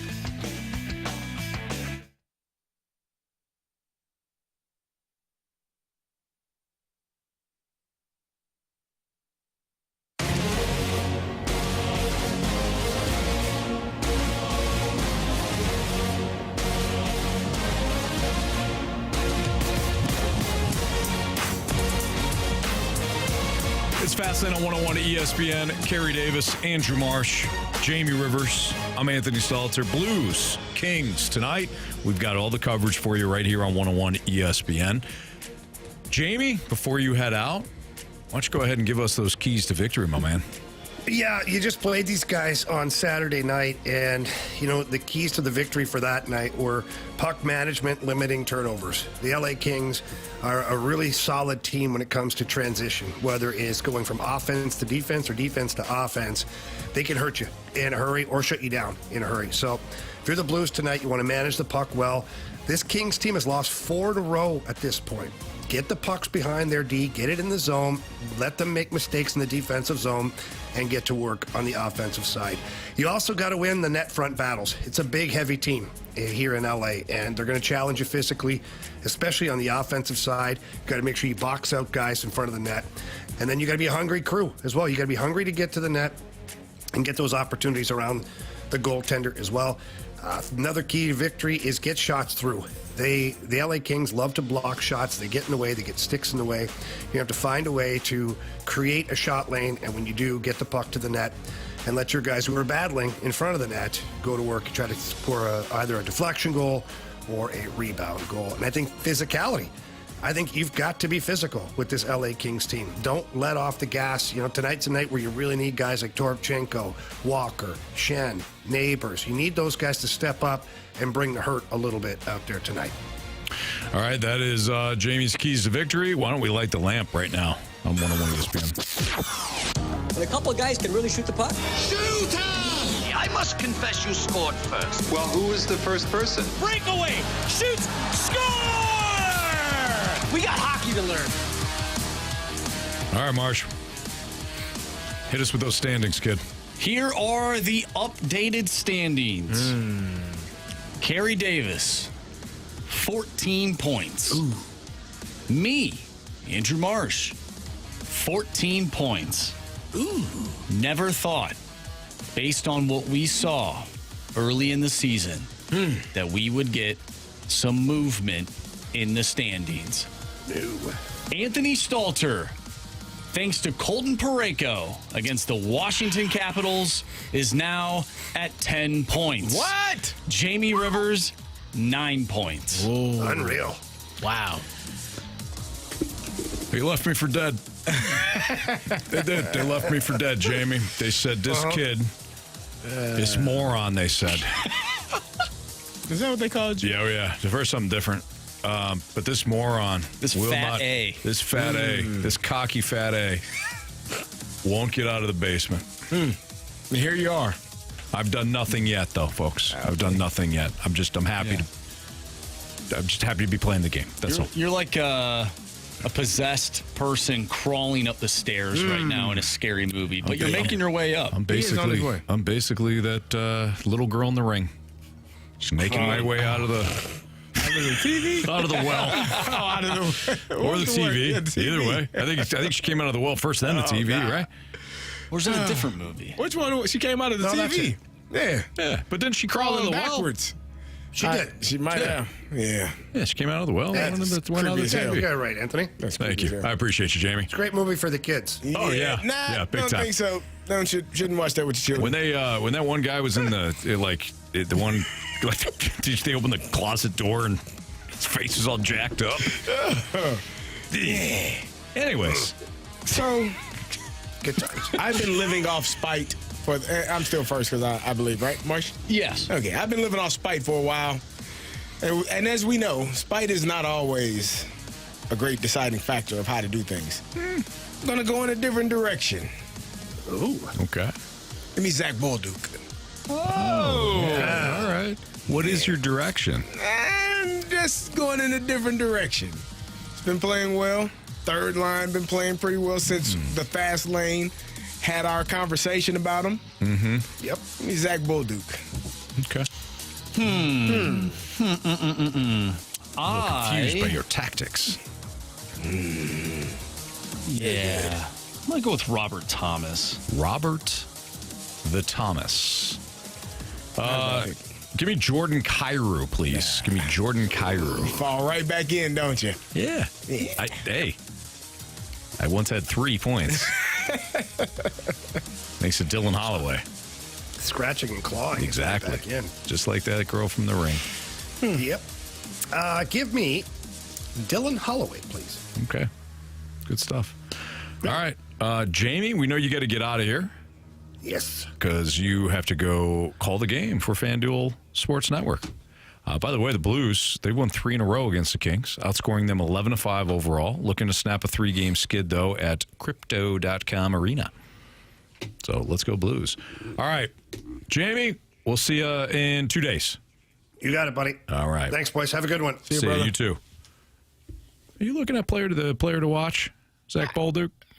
Minding my business. 52 Anthony. games What are you played, doing? 18 penalty. Paul Bolduc has 4 goals over his last 4 games. This is a plus Anthony. or even rating in 10 straight. Hey. Is that what you're looking at? You sneaky, you know what? Hey, man, I'm just playing the game, bro. Okay. Playing the game. Okay. I'm watching you. What we learned, 3 stars of the day, criticisms and compliments, all next on 101 ESPN.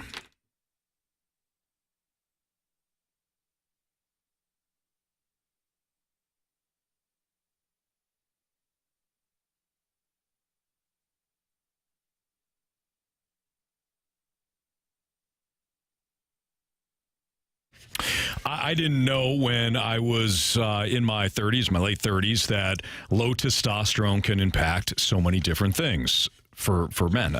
One is just the fatigue that you suffer throughout the course of the day. Another one is just having that low energy. I was constantly reaching for the energy drinks, constantly avoiding workouts because I was too tired. Weight gain, muscle loss, these are all factors when it comes to low testosterone. That's why I went down and saw the fine folks at Mentality. Mentality is a program that will raise your testosterone level. If you're deficient in other vitamins, they'll also make sure that they help in that area as well. But when it comes to being on their program, I felt it within weeks. My energy level was through the roof. That got me back into the gym. I started to really enjoy working out because I was starting to see the gains that I did when I was like in my 20s or even my early 30s. I love being with Mentality. The program is they make it easy. It's covered by most insurance companies. But just when it comes to my overall mood, stable. I wasn't going through the irritability phases constantly because I knew I wasn't maybe performing at my best either at my various jobs or when it came to just working out. Mentality Health, they're fantastic. 2 different locations, one in South County, which is the one I frequent, and one in Chesterfield, which is where Jamie typically goes. Well, but if you're a man and you're a little bit older and you've been chasing maybe certain supplements that haven't worked for you or certain diets that haven't worked for you, go down to Mentality. Ask them about the program that Jamie and I are on. They'll set you up with your own program, and before long, you'll feel energized, you'll feel youthful, you'll feel like you're on top of your game. It's Mentality, lowtusa.com.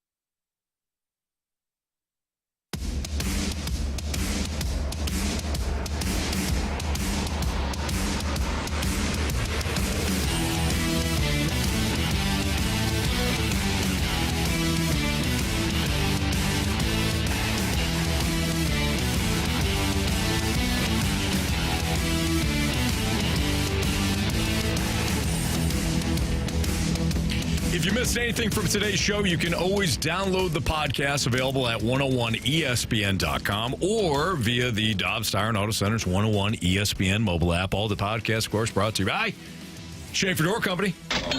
Don't forget tonight's Blues game. Puck will drop at 9:30 p.m. 9:30 p.m. right here on the Blues Radio Network 101 ESPN. Pre-game show starting at 8:30. Always fun for Alex Ferrario and the gang. That's a late to one. have that late game. Whew. We know about that, though. Good luck, gents. Yeah, we've been there. Yeah. You guys want to hand out some Blues tickets? Yes. Okay. You've been asking for this, Marsh. Well, I can't get them. Or can I? By the way, no, you can't. No, damn. By the way, yesterday, we asked who was the second birthday of the month for the Fastlane crew. Jamie's is the first. Marshy is the second. Marshy has the second birthday in the March of the Fastlane crew. Max Duggan, by the way, he was also born in March. We talked to him earlier today. Do you know what day? 12th. I saw that when I was prepping for old Max Duggan. Yeah. Anyways. All right, let's hand out some tickets. If I can find the damn email. Let's see here. I had it up earlier. It's toggling on you. It's toggling on me.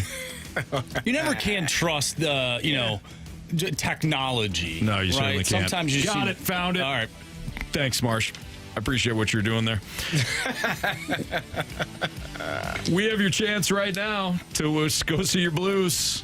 Pair of tickets to the Blues. They take on the Vancouver Canucks on March 20th at Enterprise Center. The first 12,000 fans that night will receive a mystery Blues hat courtesy of Ticketmaster. Your tickets now at stlouisblues.com/promotions. You can also register to win tickets to the game at 101ESPN.com or on your 101 mobile app. In theme, who's got the third birthday in March? The third birthday in March for our Fastlane crew. All of our birthdays are in March. Who's got the third birthday in March? If you have the correct answer and you're the 101st texter to 314-399-9646, you'll go see your Blues take on the Canucks March 20th at Enterprise Center. There you go. All right, Carey, what'd you learn today? I just learned this right before we came back, that Marsh thinks that J.J. McCarthy is Patrick Mahomes. Come on, man. You said it. No, I said we'll be the Vikings will be lucky if they win double-digit games. Said it's hard on a rookie quarterback. He's not a rookie. He's in his second year. He said, well, Patrick Mahomes did it. Wow. It's essentially saying J.J. is better, right? Mm-hmm. That's what I took away from it. Am I wrong? Am I wrong? Anybody? Marsh, is he wrong? Or is he murdering context? No, it's a whole context thing. It's a context thing for sure. Why don't you go sign Sam Darnold? The Steelers, they can go sign Sam Darnold. You can. We're going to sign Justin Fields more than likely, and hope this Shadur Sanders falls to us. Why the hell would we sign Sam Darnold? We've seen that already. You see Russell play? You see Justin play? Then why would I want that again? I didn't say you should. Well, you should actually. No, I'm not giving $40+ million to Sam Darnold. I don't think you should get 40. Why the hell would we get $40+ million? 25. That's what That's what you said. You said it. You said the Cardinals. Geez, I can't get them out of my brain for all these dumb moves. Taken over. They've taken over. Sam Darnold. Vikings bring back Sam Darnold. Why? $25 million. No, that's not what he's gonna get. If that's what you give them. You should get 30, for a franchise tag. 30 to 35. They have other things that their team needs to worry about. And you telling me if you got him for $25 million, the way that he played last year, I don't care. Nonsense. I'm moving on. I'm not giving him another contract because all of a sudden you start stringing along. Let's have Sam Darnold for another 2-3 years. How about the guy we traded a pick and moved up to get J.J. McCarthy? Trade him again. We'll cross him for off. who? You just said you need a lot of stuff. I got something for you. What you got? Guy you're familiar with. I don't want him. I know I have 2 shirts with the guy's name on it. You love Kirky football. Not anymore, Anthony. I'm out. I'm a year removed. Off on all of us. Hold on here. You tried to pawn him off on the Steelers. You're trying to give him back to the Vikings. Nobody wants him. You keep them. You can have all our spare parts. You got Artie. You got Artie the one-man party. You can have Kirky football. We'll pass. You got Cordell Patterson. You took him. Yeah. You know? Yeah. Nah. No? We're okay. Okay. J.J. McCarthy is going to be better than you think, Carey. I hope so. Hope he's MVP. Hope he has a Jaden Daniels-esque year. And I said in the break, give me at least a Bo Nix-esque year. That team made the playoffs. The Broncos made the playoffs. Yes, they did. All right, Marsh, what'd you learn today? Well, he's flustered. I'm flustered now. What did I learn? I had it in my head, and now it's gone. I had it in my head. It toggled on you. It toggled on me. Why don't you go, and then I'll regather my thoughts. And I said if they and now answer this. Were you surprised that the Broncos won 10 games? Anyone? Yes. Okay. And I said if the Vikings win 10 games, it would be surprising. Broncos won 10 games. We were all surprised. You want a Bo Nix-esque year, 10 wins will be a shocker. You just won 14. But I'm crazy. Nah, call me crazy. You call me crazy. You call me crazy. Don't call me Carey. Call me crazy. Crazy Davis. There you go. Crazy Davis. All right. CD. I'm not saying they need to win 14 games, Carey, but they're definitely not winning 15 or 16 if they bring back Sam Darnold. They could have won 15 this year. We saw what that looked like. We saw what it looked like at the end of the year. Trust me, I watched every damn game. They probably shouldn't have won 14 games. I don't even think they scored a touchdown against the Jacksonville Jaguars. They didn't. Did they win? They did. A lot of FGs. Darnold had You know how you get field picks. goals? You got to be in field goal range. You know how many interceptions he threw that game? Kirky Cousins can do that. Threw a lot of interceptions that game. 4. I guarantee you that if J.J. McCarthy was healthy last season, that Sam Darnold, after that stretch of games, maybe they move to J.J. McCarthy. It's mind-boggling. He almost didn't even win the job. J.J. McCarthy almost won the job last year. They lost to 2 teams last year. That's it. The Rams twice and the Lions twice. This is how you get stuck with a quarterback. This is how you get stuck. When you fall in love with what a guy did for one season. Right. It was a fun year. Move on. Right. Yeah. Sorry, I'm so passionate, Anthony. You were singing a song about me, how sad I am that I'm a Vikings fan. Kyle Joseph, thank you. Kyle. CD, you're my guy, but damn, I feel like you just try to piss them off. Every night. AB says, LOL Stalts, they didn't. I don't know what that's in reference I don't to. know either. I don't know. Yeah. I learned that Carey likes to just rattle the cage sometimes. Every now and then, it's fun. Yeah. It's fun. I learned that Carey is the one that murders context every day. And he typically does it with Marsh. So we have found the murderer. It's fun. Yeah. It's more fun that way. There you go. Yeah. All right, Marsh. Yes. I don't know if you want to do criticism, some compliments, or if you just want to jump to the 3 stars of the day. Why don't we just jump to the 3 stars of the day? Our 3rd star of the day, I'm going to give it to Kyle, who is a former Gauntlet winner with us, and he has been nominated for America's Favorite Teacher. If you remember Kyle. Nice job, Kyle. Who was the teacher. Yep. Yeah, America's Favorite Teacher. He was nominated for that, so shout out to him. But what Kyle did was he ran through us and in the Gauntlet, and then now he's running through kids. Teach them all kinds of stuff. Yeah. 2nd star of the day goes to the girl from the ring. Just clawing her way back. Yeah. Yep. Just clawing her way out of that well. Yep. And into your TV set, America. Thriving. Yep. I'm going to keep going here. All right. 1st star of the day, Carey's hoodie strings. Yeah. Oh, that's right. We started the show that way.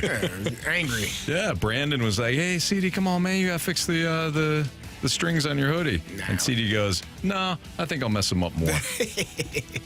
The spite was in full effect. I mean, right out of the gates. Why wouldn't it be? I barely said, "Let's get nasty" on a Wednesday, and CD was already in spite mode. Yeah. I love it.